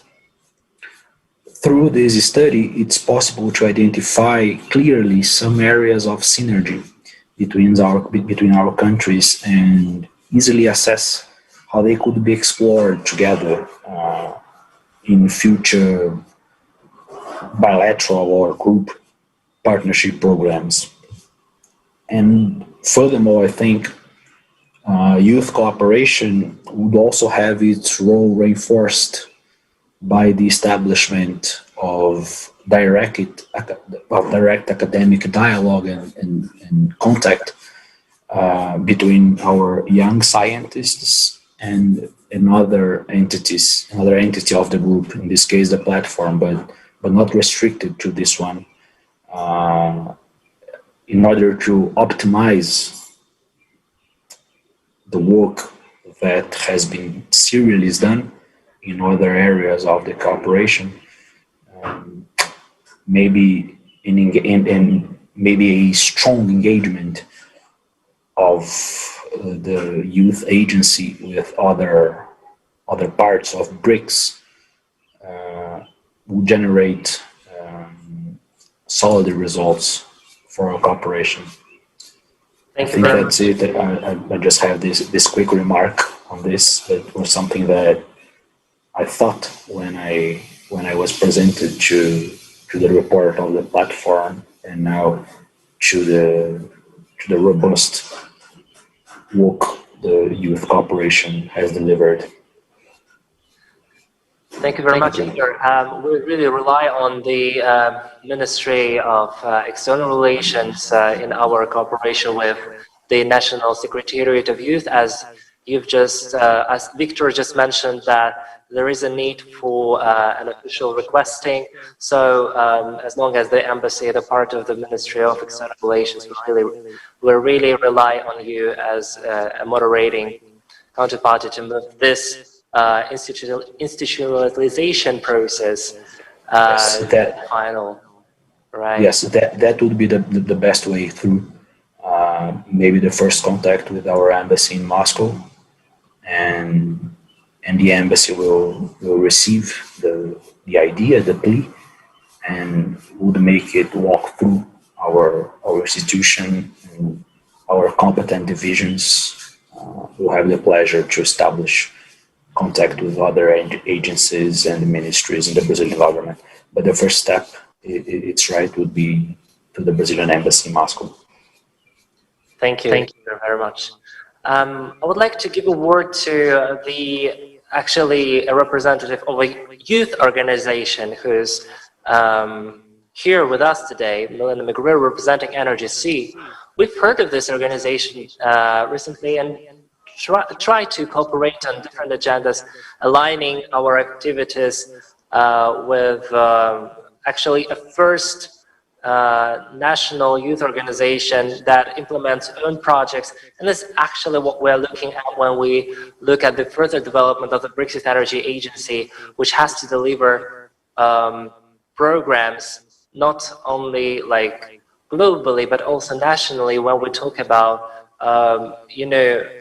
explanations what BRICS is, why it's important, and what should be done taking the resources from other BRICS countries with young people from, in this example, Brazil. So I would like to give a floor to Milena McGreer, International Manager of Energy C. Please just explain what projects you've got shortly in like 4 minutes, and you're very welcome, because we've got so many Brazilians right now participating and watching us via YouTube, so you're very welcome. Thank you very much, Alexander. Здравствуйте. Hello, dear colleagues across the globe. It is truly an honor to be here with you today. I would like to thank, first of all, the organizers of this event. So thank you, BRICS YA, for your great efforts to promote youth cooperation in the energy sector. Nevertheless, I would like to briefly introduce myself and my organization, Energy C. My name is Milena McGreer. I am Brazilian, but I currently live and study in Russia, Moscow, more specifically in the Moscow State Institute of International Relations, MGIMO, even though because of the pandemic, I am currently in my home country. I work in Energy C formally, as Alexander has mentioned, as the coordinator of international partnerships, but I act in all projects of our organization. For instance, this year we offered a mentorship for young people to prepare them for the Brazilian energy market. We also have a partnership with the National Institute of Semi-Arid Region in order to find means to deliver accessible and clean energy to the semi-arid regions of Brazil. And finally, but not least important, we have been cooperating with BRICS YA throughout the year, and we are on the process of getting the approval of youth and energy governmental agencies of Brazil to become the national representative office of BRICS YA in Brazil, as we identified several points for mutual cooperation between us. We received the approval of the Brazilian Ministry of Foreign Affairs. Thank you very much. And we hope that by next year, NRGC can formally represent the BRICS Youth Energy Agency in Brazil. We are more than honored to be part of the Energy Outlook this year as NRGC and to contribute with our work and research. Finally, just to finalize, I would like to thank you for this great opportunity to foster youth cooperation in the energy sector. My team from NRGC, which worked exceptionally to deliver the best research quality to this project, and I really cannot be more proud of them. I would like to also congratulate the other teams on behalf of NRGC. We're looking forward to learning from your contributions. And last but not the least, once more, I would like to thank BRICS YA for its great efforts to make the Energy Outlook 2020 take place so successfully, and for believing in the power of youth cooperation. Also, congratulations on the Russian chairmanship of this year. Спасибо вам большое. Thank you very much. Thank you very much, Anna, for this very dynamic introduction of NRGC. It is amazing that young Brazilians are also very much interested, and it is also to the note of the representatives of the Secretariat and the Ministry of Foreign Affairs, that there is such an organization and it strives to proceed on the dialogue how they could get better involved with BRICS YEA, and we draw your attention to this. And we're really looking forward to develop our cooperation in accordance with the roadmap of energy cooperation up to 2025, which was approved by BRICS Ministers of Energy a few days ago.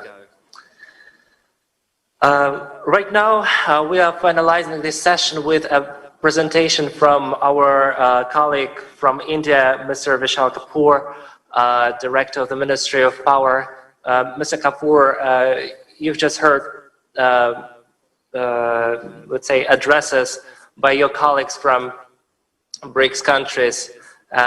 We would really like to start and also finalize our international building, and also to have more of guidance from the Ministry of Power, to have a person responsible for, BRICS Youth Energy Agency in India, so that we could keep connection and to bring more transparency to our cooperation.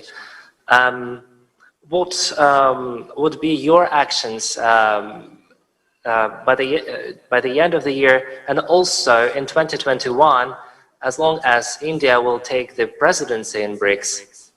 Thank you. Well, thank you so much. Well, in regard to the cooperation on the youth, I think I would agree with my Brazilian counterpart. I mean, it'll always be good to have a formal negotiation on the way forward for youth cooperation.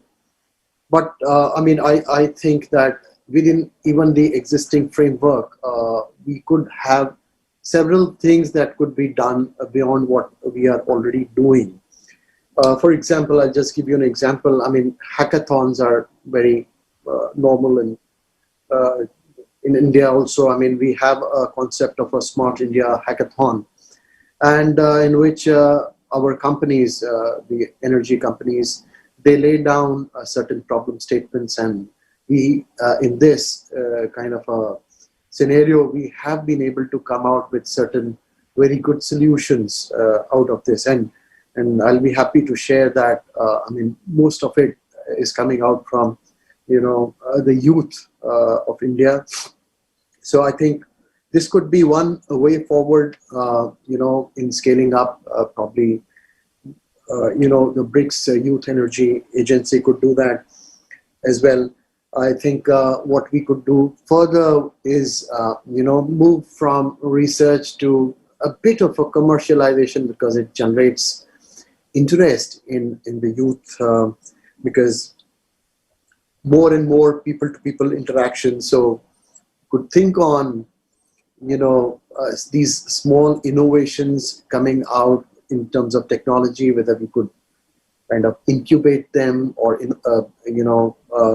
showcase them. Let's say in our member countries, Canadian member countries, or the BRICS could sponsor these people into various conferences, exhibitions, seminars across the world. Of course, after the COVID period is over, and even like as a part of this Youth Energy Summit. It was a 4 or 5 hour event, and the sidelines of this probably, as a part of the whole BRICS Summit, I think we can have more and more people-to-people interaction, youth-to-youth interaction.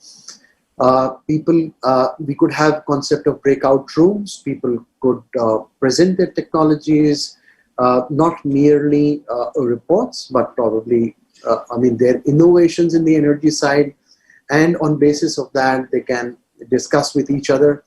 But on the front of the overall larger cooperation on the youth side, we would be happy to receive a kind of a request or a formal engagement on this, and we can see as to how to take this process forward. We do have certain institutions, let's say, run by our biggest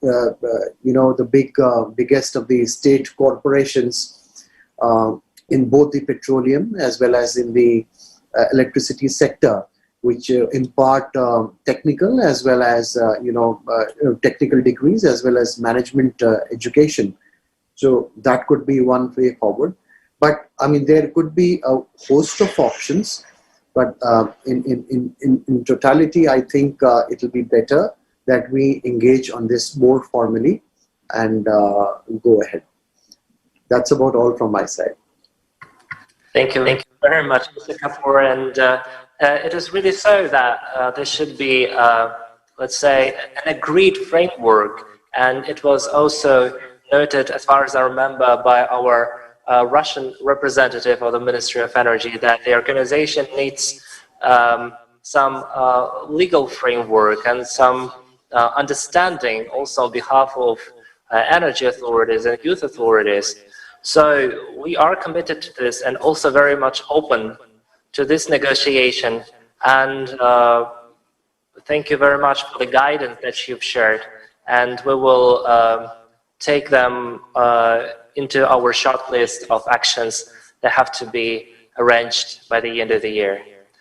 To finalize this part, I would like... Oh, there is a question. Yeah. Okay, there is a question from Olga Yudina, Russian Minister of Energy.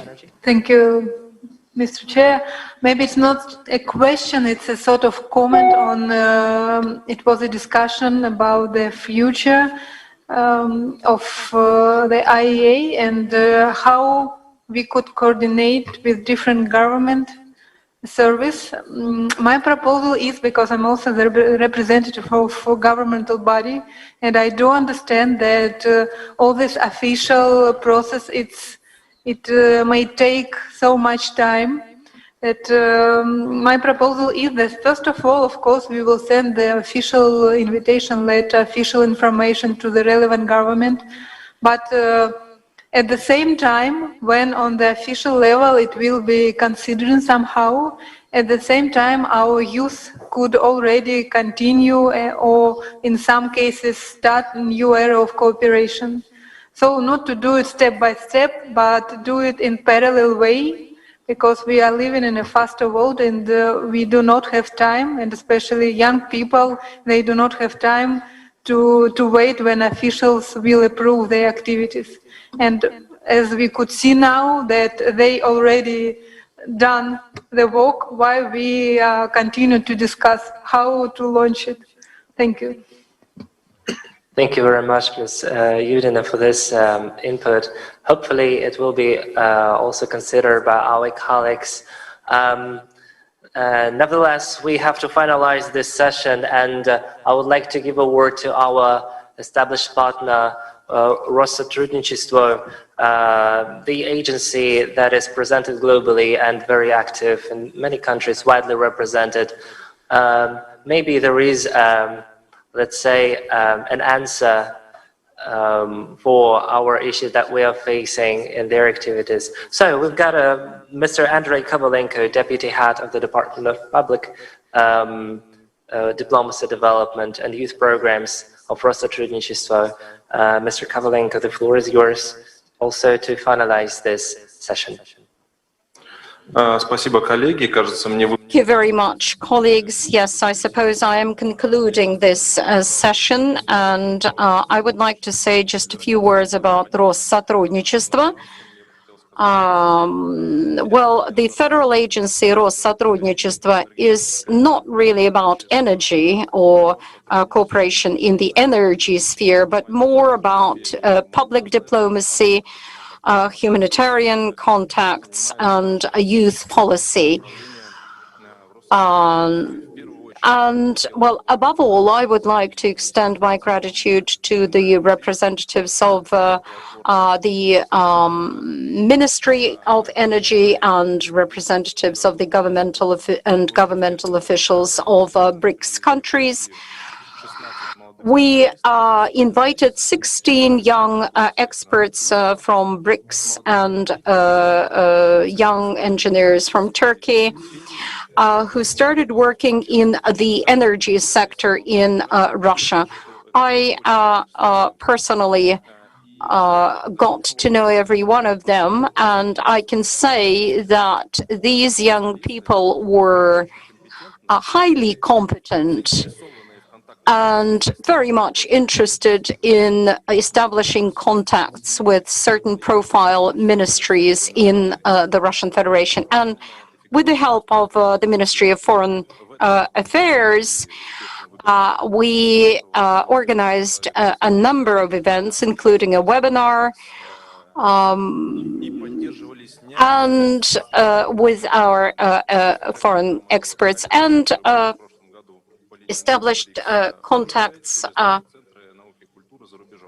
through our centers of science and culture abroad. Well, I hope that the representatives of BRICS countries will be interested in the continuation of this program.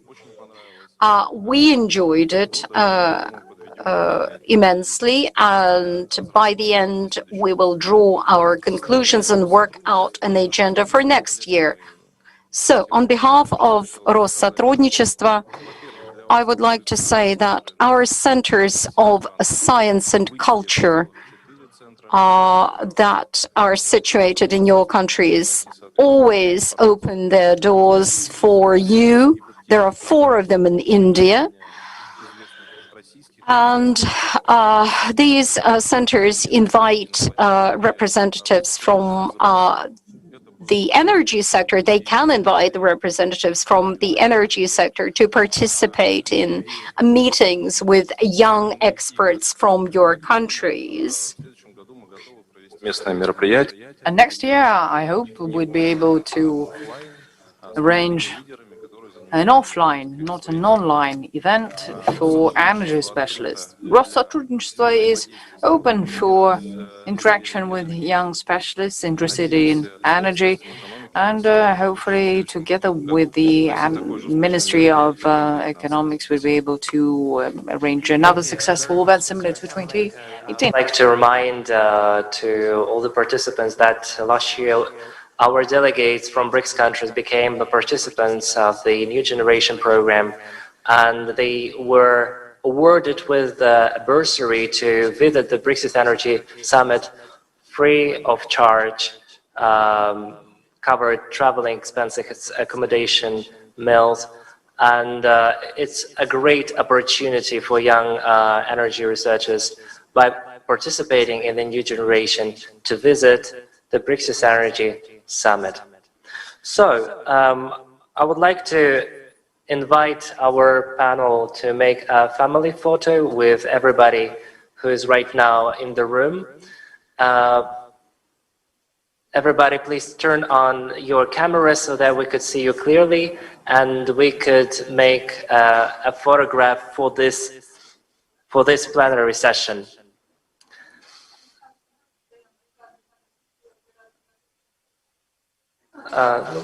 Thank you very much for showing me also in the frame, so that I'm here again. Okay, коллеги, фотографируем. Ready?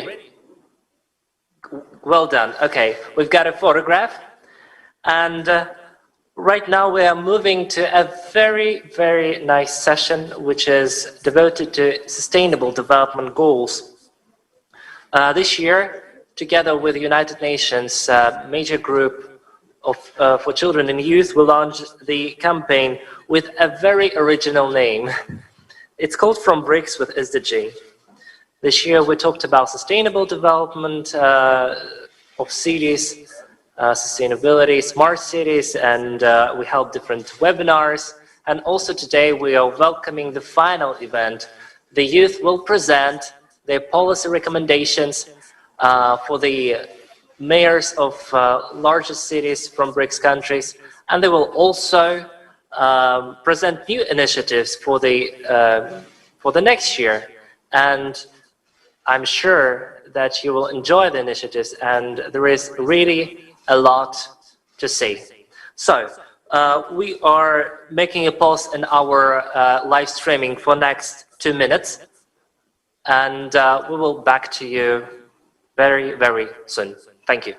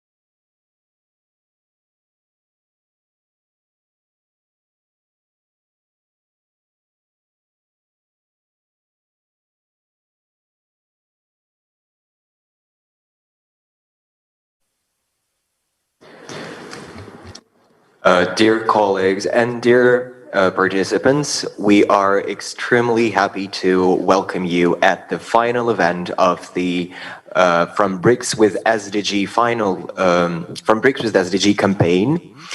And this session will be also the final one. So please get ready for an exciting and a very pleasant journey.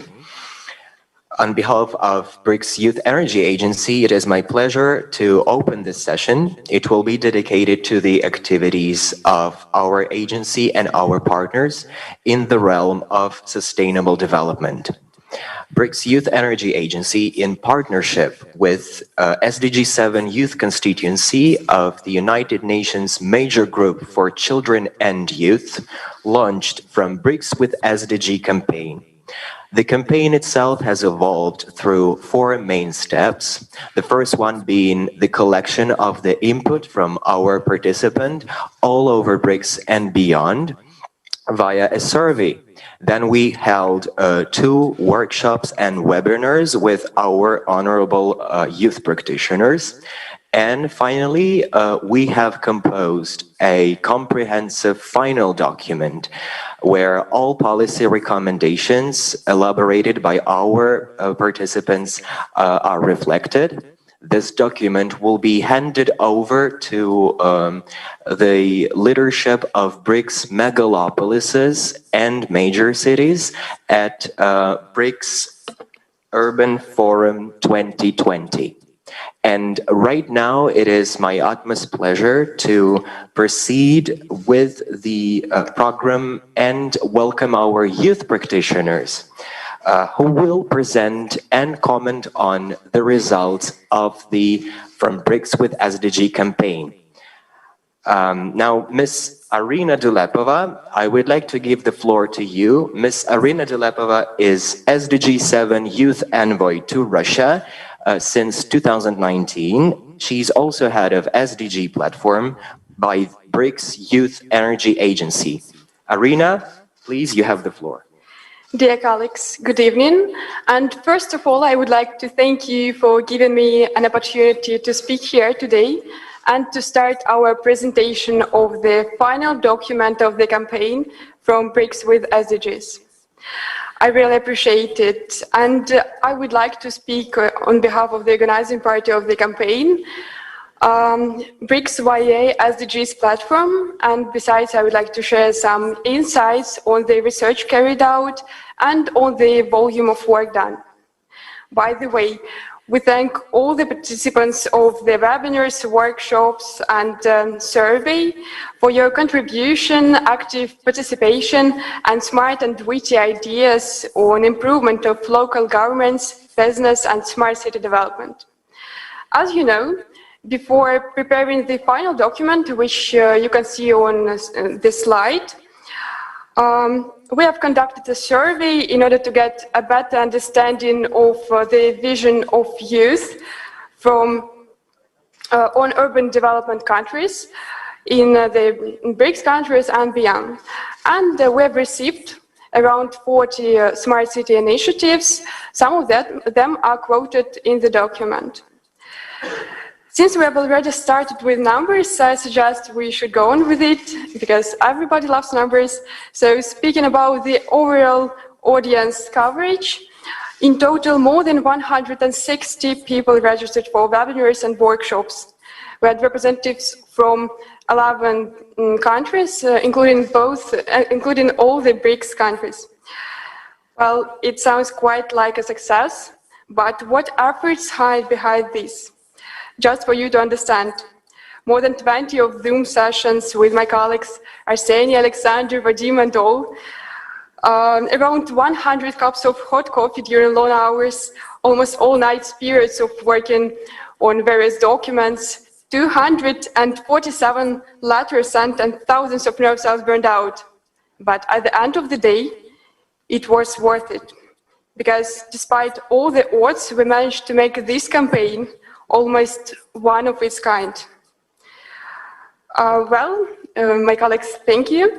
And what is more, turning back to the document, It is worth mentioning that we will try to share these ideas expressed in the final document of this campaign with decision makers and to present them at the International Municipal Forum of BRICS countries, which is to be held in St. Petersburg. Well, to recap, I would like to say that I believe that it's great that we have managed to discuss such an essential topic during our online Zoom meetings, and thus this topic provides great scope for discussion.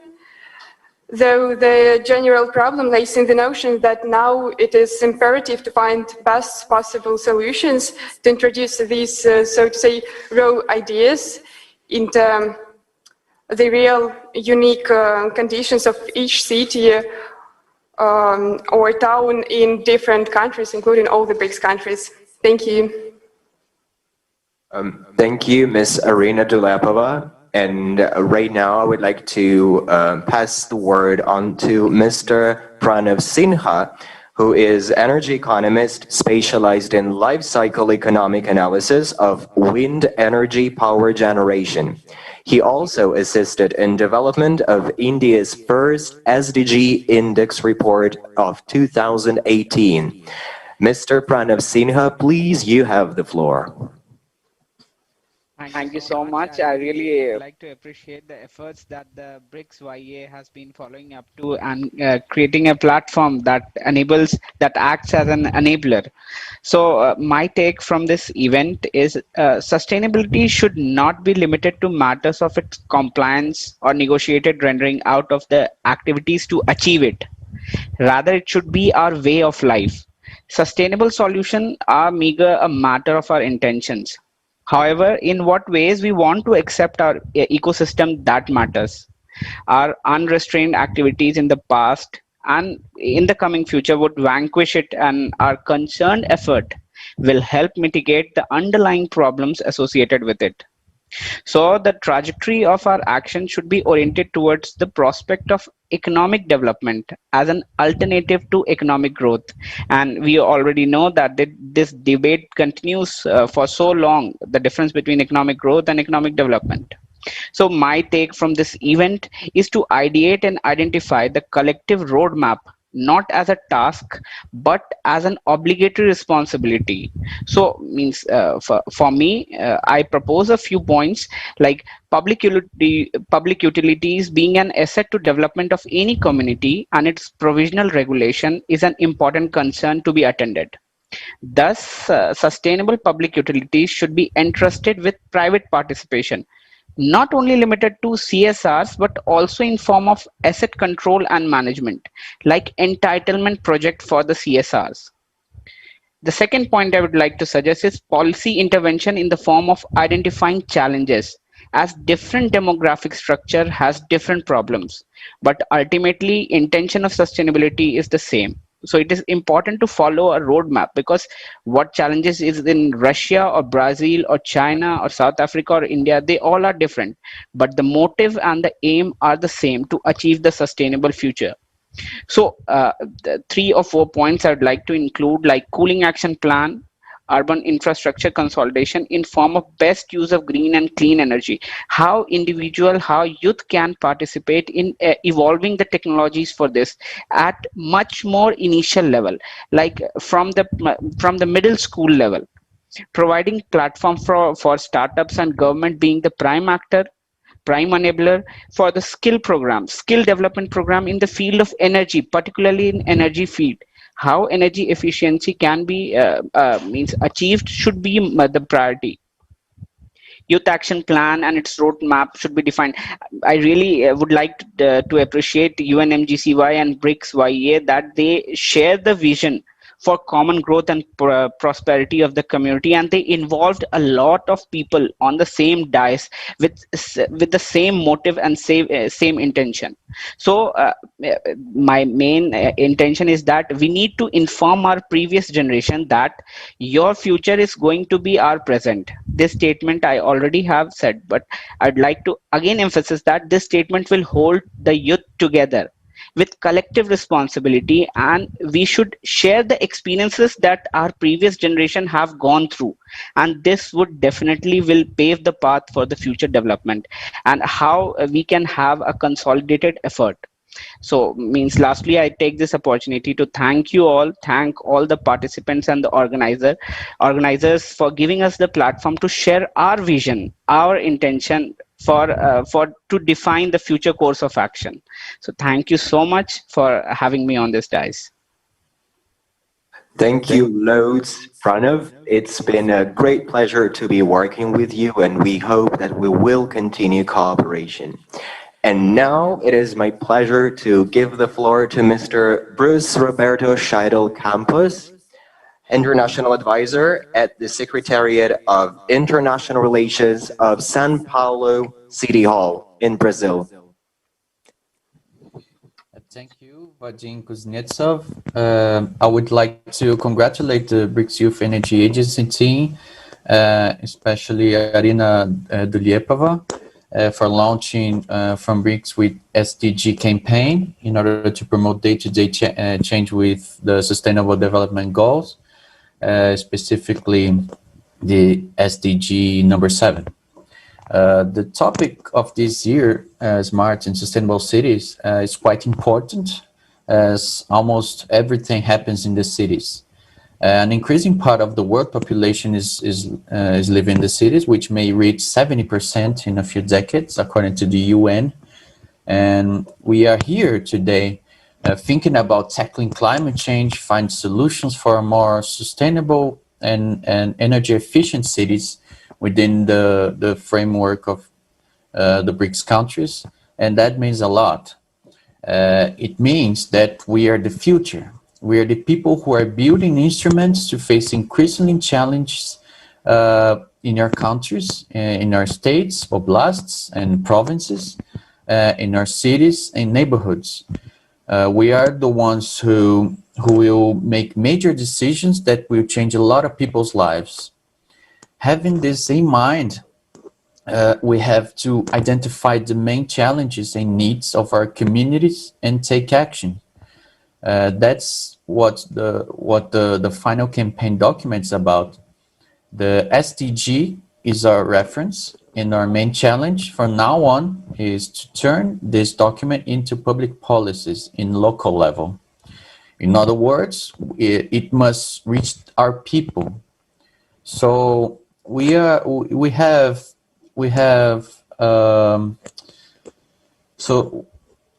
still have much work to do, but this is a great start, and we are empowered to make difference.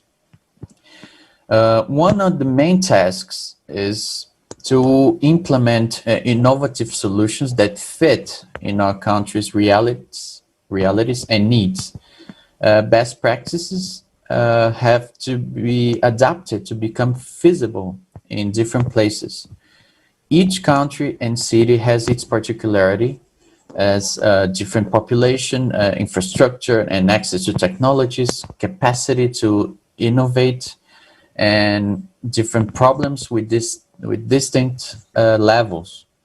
In this concern, it's hugely important to provide more and more information, as well as improving the expertise and understanding of the policymakers, so that they can be able to make decisions based on best practices and be inspired by them to transform, adapt, and implement new ones to their own cities' needs in the right moment.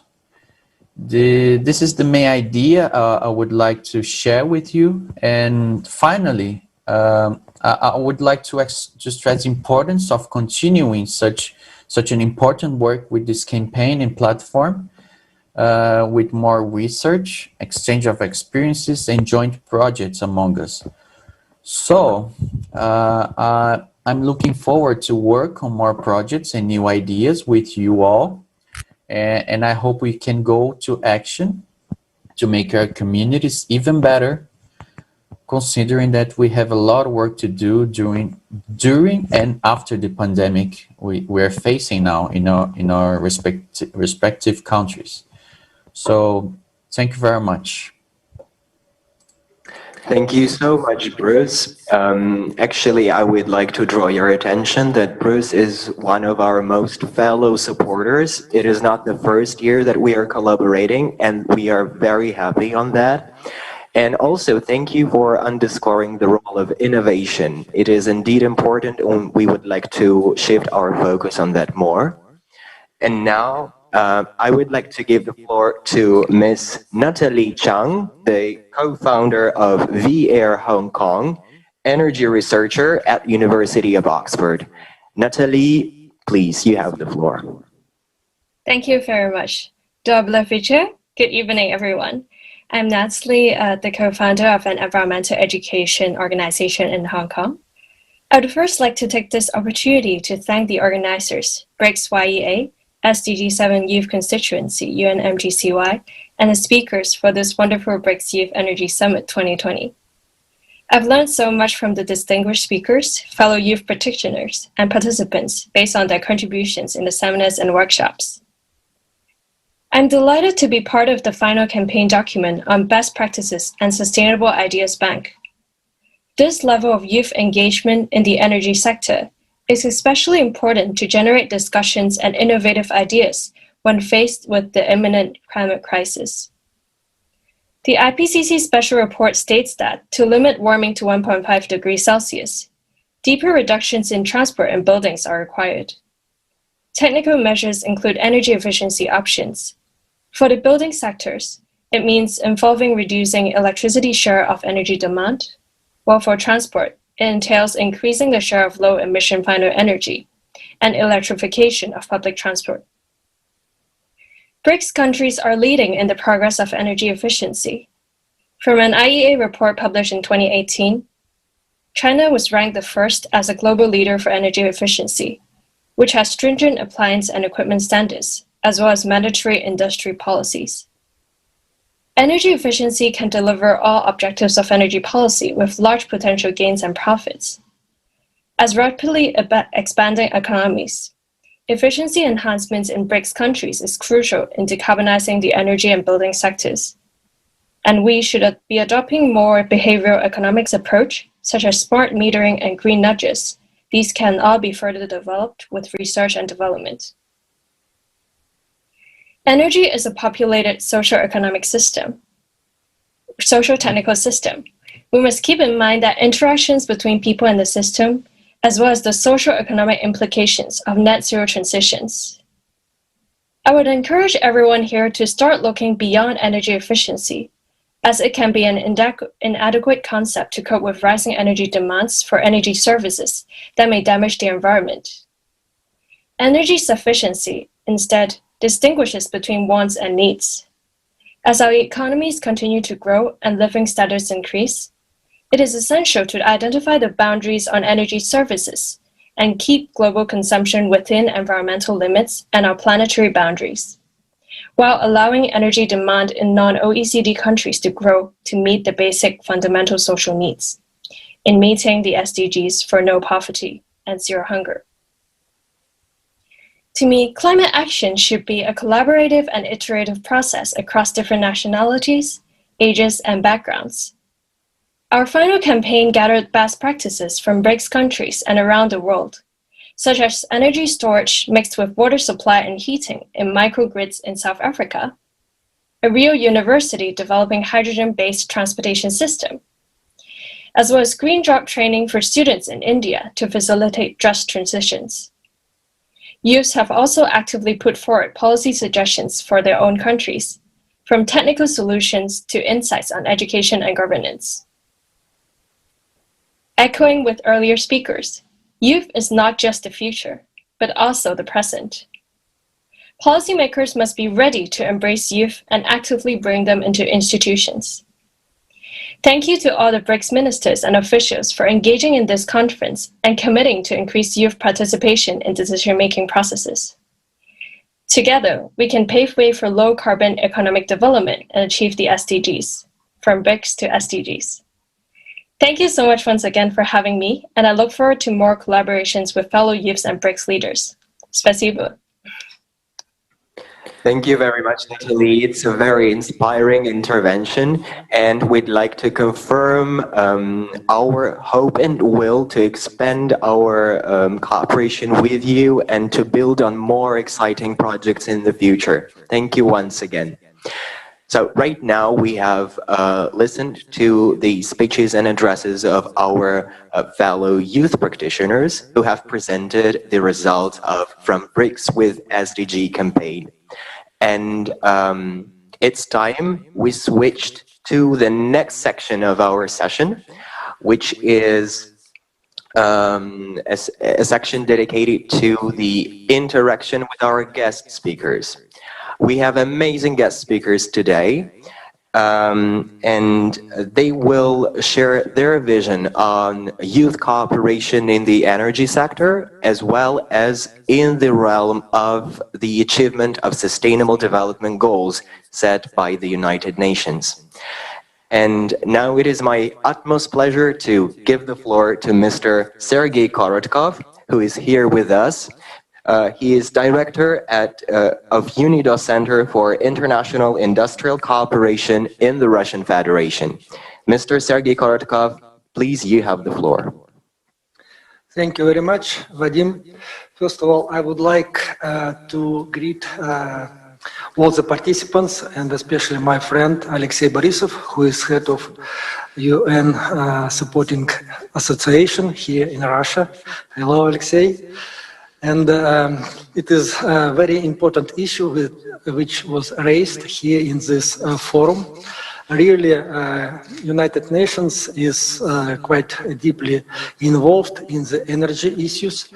UNIDO, as a part of the technical agency of UN, also have energy department, which is dealing with energy policy, new energy policy, alternative energy, new energy sources, and energy efficiency for the industrial sector. UNIDO also is deeply involved in the BRICS activities. 2015, UNIDO was indicated and mentioned in BRICS declaration in Ufa when Russia was the chairman of BRICS. And now this year, 24th of August, our Director General participated in the meeting of BRICS industry ministers.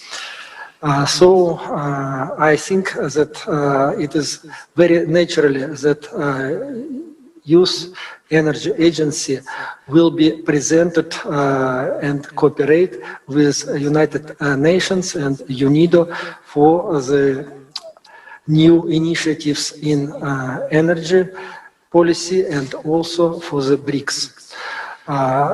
In Vienna, we have annual meeting forum. I would say it is International Vienna Energy Forum. And I would like to offer to prepare invitation for young Youth Energy Agency to participate as a participant in this forum. Unfortunately, due to the pandemic, this year this forum was not so active, and it was online regime. But for the future, I think it will be interesting to participate with the new ideas. Also, how we can stimulate and it was told in the previous section that for young people is more easy to create new ideas, to promote new initiatives, and students in universities also involved in the research and development in the energy sector. So I think for Youth Energy Agency will be interesting to find out new initiatives in the energy sector in universities of the BRICS countries. And I would like to say good health to all the participants and very happy forum finalizing. Thank you very much. We'd like to thank you, Mr. Sergei Korotkov, for inviting us to take part in an international event in Vienna. For us, it is of utmost importance to be present at such globally significant events. And what's more, you've mentioned that youth is capable of generating new, brave ideas that might be groundbreaking. And today is going to be the day when we will present one of those. And now it is my utmost pleasure to give the floor to Mr. Brian Dean. He is lead of the Energy Efficiency and Cooling at CE for All. Mr. Brian Dean, please, you have the floor. Great. Thank you so much. And thanks for inviting me to join this panel.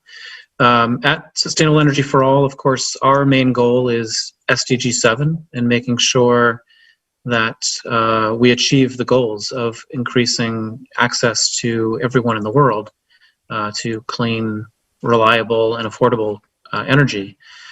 And of course, a big part of that is this energy efficiency and cooling story and how it relates to the urban world. And I'm really happy to see the work that's been done by the youth on looking at urban energy use in particular.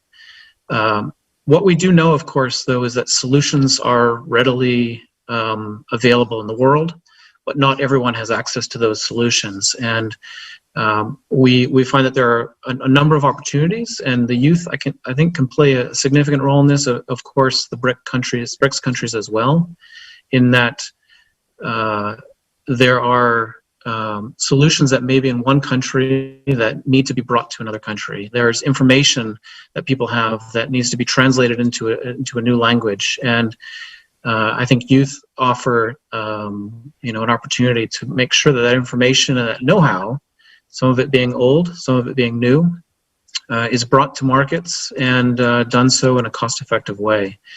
There were 3 initiatives that were started at last year's UN Climate Action Summit that I would like to invite the youth to join. And one of them is on energy efficiency, and that's called the 3% Club.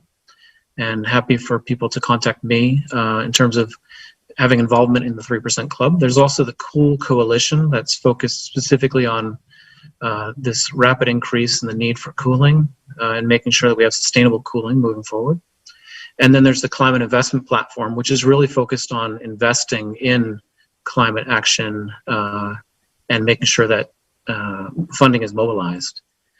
In addition to those 3, earlier this year at SE for All, we've launched an online social media campaign that I think the youth would really help energize, which is called This Is Cool. So if you look for hashtag This Is Cool, it's focused on looking at sustainable cooling solutions for everyone around the world. Those solutions are available, but like I said earlier, they're not necessarily known in all countries. They're not necessarily brought to market in all countries. And I think this is a great campaign that would really benefit from youth involvement and really delivering simple messages with images and quick information that's very solution-oriented.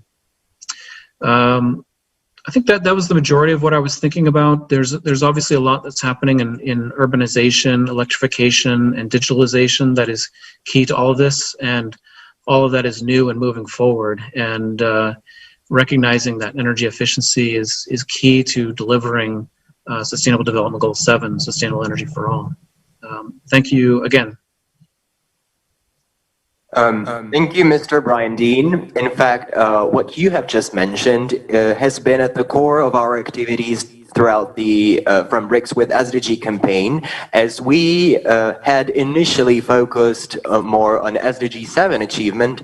However, in the recent time, we have decided to expand our SDG related activities and also address SDG number 13, for example. And that is how we start cooperating with all the stakeholders involved in the climate change action. So thank you for delivering your valuable remarks. And now I would like to give the floor to Ms. Samira Sana. She is General Coordinator for Energy Efficiency of the Ministry of Mines and Energy of Brazil. Ms. Samira Sana, please, you have the floor. Oh, I've just been informed that Ms. Samira Sana is not with us today.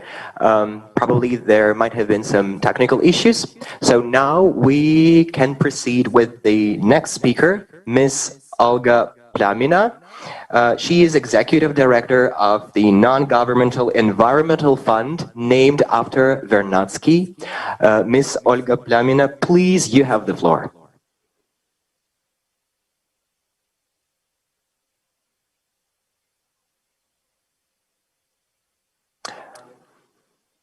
Okay, I've been informed there is one more speaker who has not attended the stream, and in this case, I resort to the last option to listen to one of our speakers, and it is Mr. Alexei Borisov. He is first deputy chairman at the United Nations Association of Russia.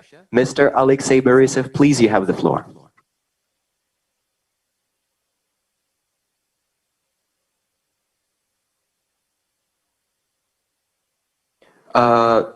Can you please unmute yourself? Let me welcome, first of all, from the Association of Russia and the UN Federation. Как я сказал, буду говорить по-русски. I will speak Russian. Генеральной Ассамблеи ООН. Some time ago, when UN headquarters was criticized, I took the floor and said that the United Nations is in the avant-garde of modernization of international affairs. It means integration, close cooperation of academics, young people and other organizations in the process of important decision-making.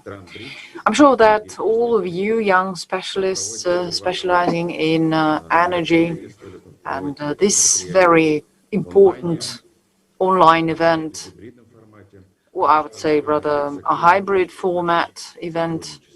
And I really welcome and appreciate your support and engagement and your participation. And I'm really happy to see my colleague Sergei Korotkov. I know that online we have other UN representatives spread all over the world.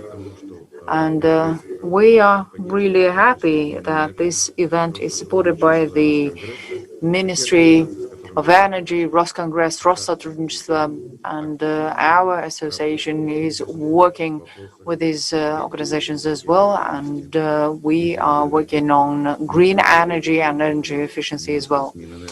Together with the Ministry of Energy, we've arranged similar fora in Spain and other countries, so we have vast experience and we have success stories. And I must say that no doubt, today we have a youth summit, but given pandemic, it looks like you have to take some responsibility and accountability because we pin hopes on you and the United Nations, and it's up to you to lead the way, and this will happen almost tomorrow. We're focused, and the government is focused on preparing young specialists in different areas. And you know some of our projects that we implement in Russia and in other countries. It's known as the UN model.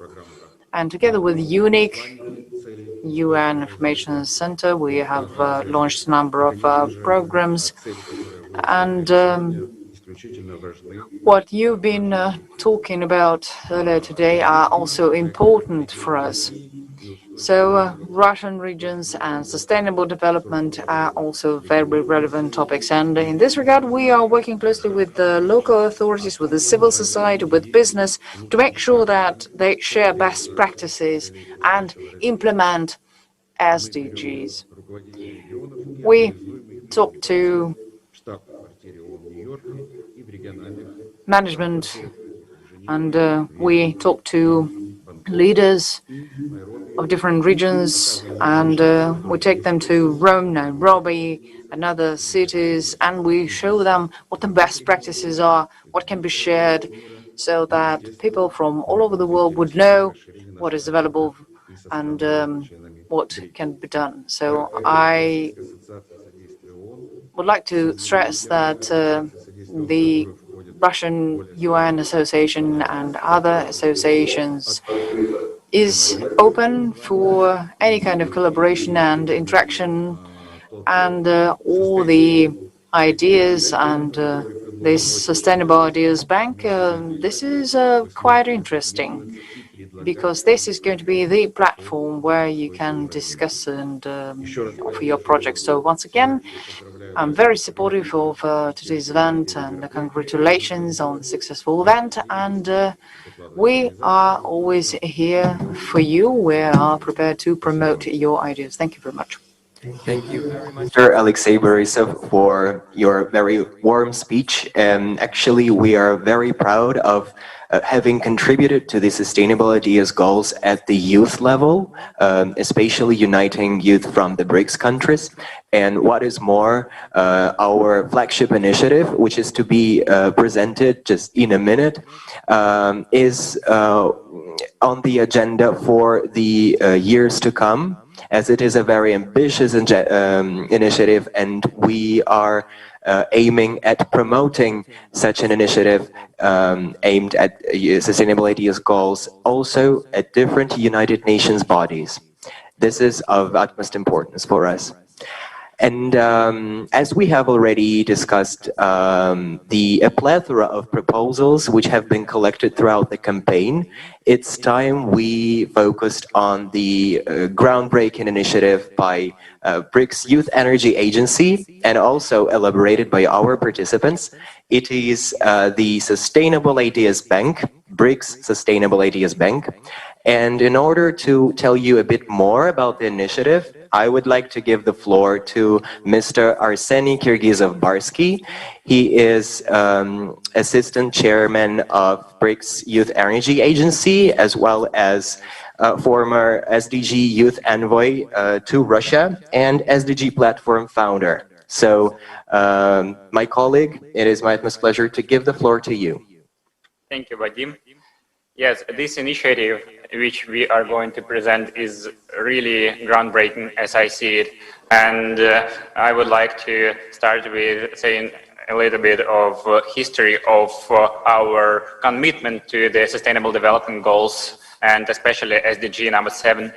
First of all, BRICS YEA has been an active proponent of UN 2030 agenda since the very beginning of its activities, and in 2018 the BRICS YEA initiated the creation of the SDG platform by BRICS Youth Energy Agency, which I was the first head of, and now the SDG 7 Youth Ambassador to Russia, Arina Dolepova, is leading this platform, and Vadim Kuznetsov, who is moderating this session, is actually also very much involved with this initiative. And we have tried to organize large-scale events on SDG 7. Then we broadened our agenda as the challenges that the BRICS countries face in the energy sector are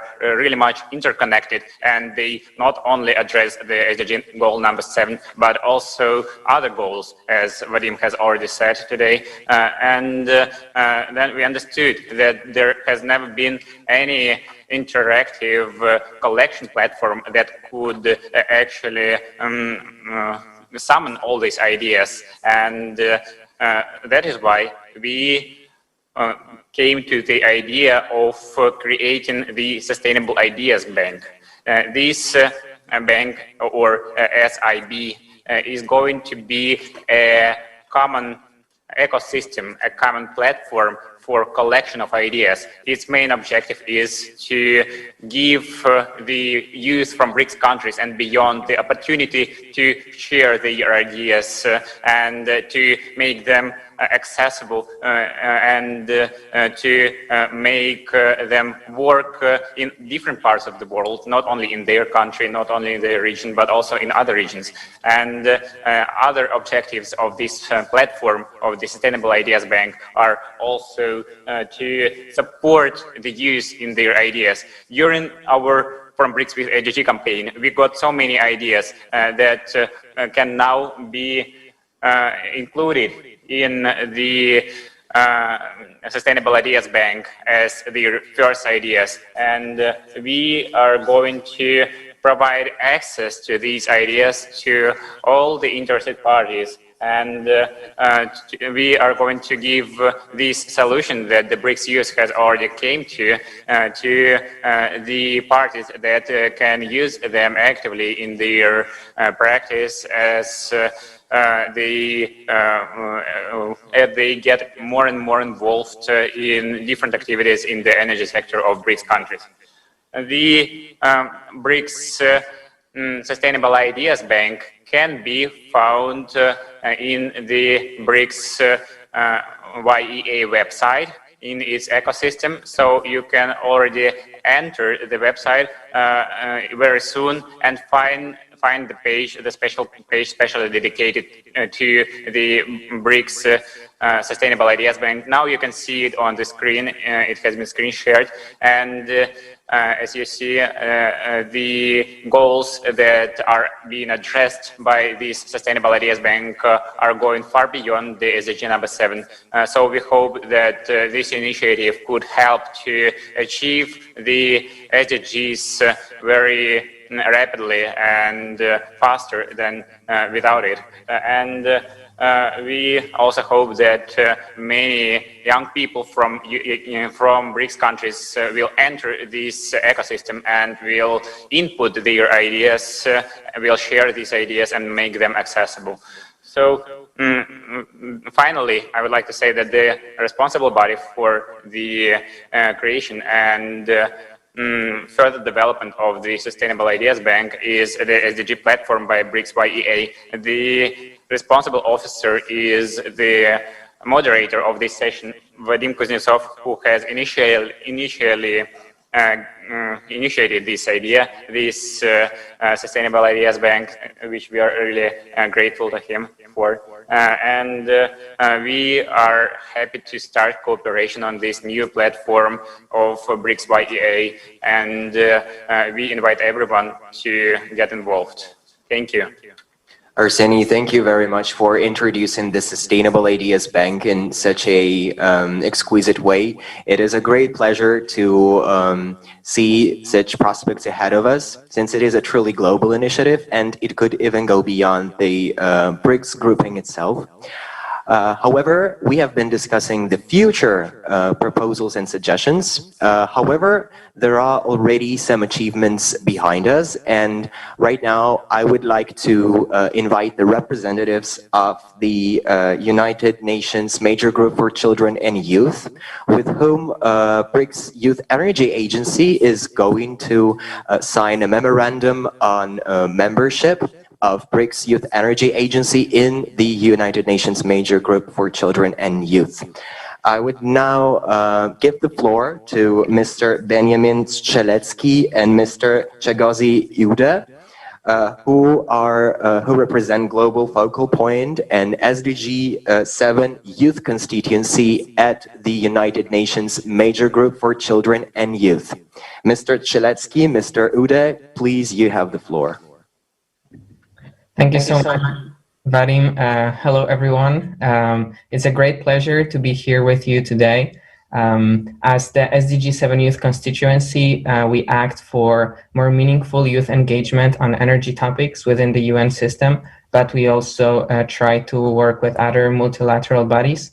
It's very important for us to have inclusive and meaningful engagement from young people from all over the world, and it's great to have a regional multilateral platform like BRICS Youth Energy Agency that we can cooperate with to ensure engagement of young people from respective countries in achieving SDG 7, as it was well explained by different speakers before.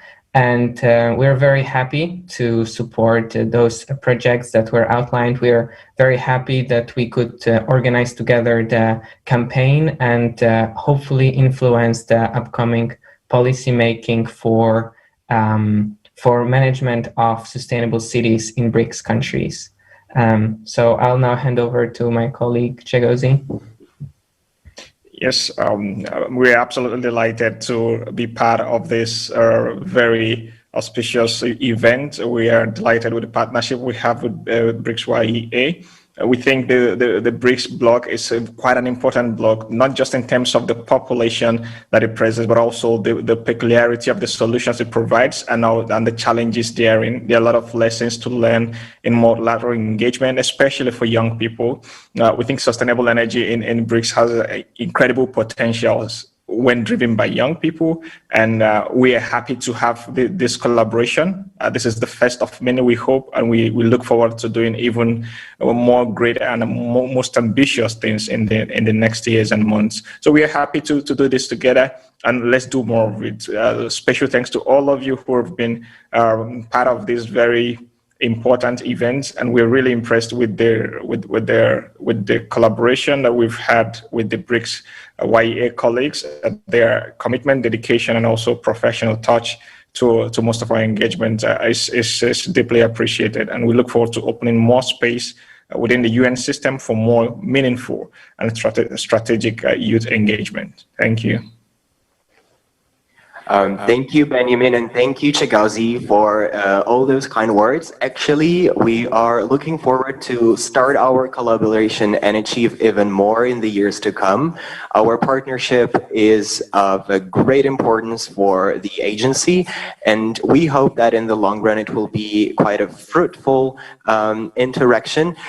What is more, I would like to emphasize that within BRICS, it is important to unite countries and youth that inhabit its countries on a trans-regional basis. However, we cannot achieve any SDG without a truly global cooperation. So that is in our ambition and in our scope to reach out to the world, collaborate with as many global and renowned institutions as possible in order to foster the achievement of a more sustainable lifestyle and actually move altogether towards a truly sustainable world.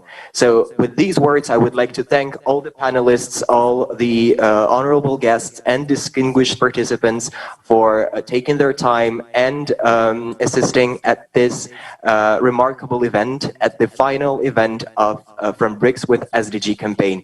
Thank you, everyone.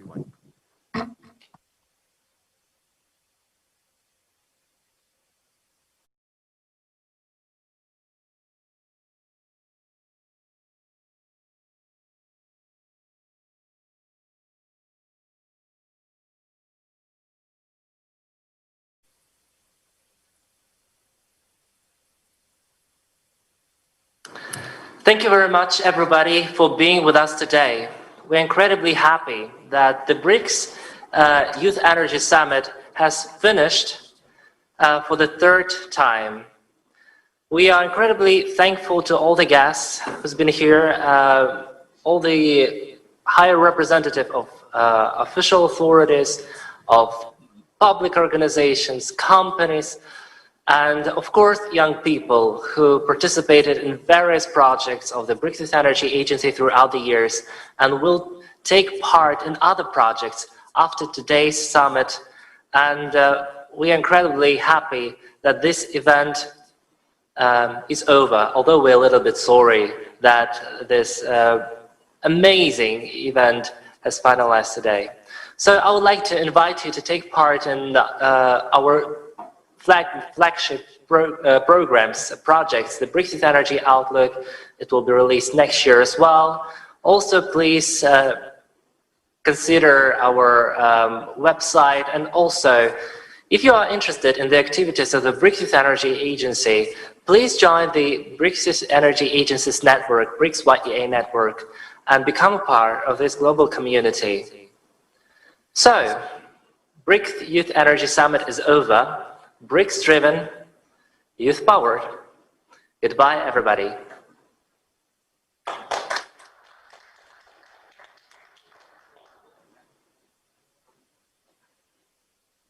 BRICS Youth Energy Outlook 2020 is an international annual study aimed at delivering a view of young people on the challenges that BRICS energy sectors will be facing in the nearest future.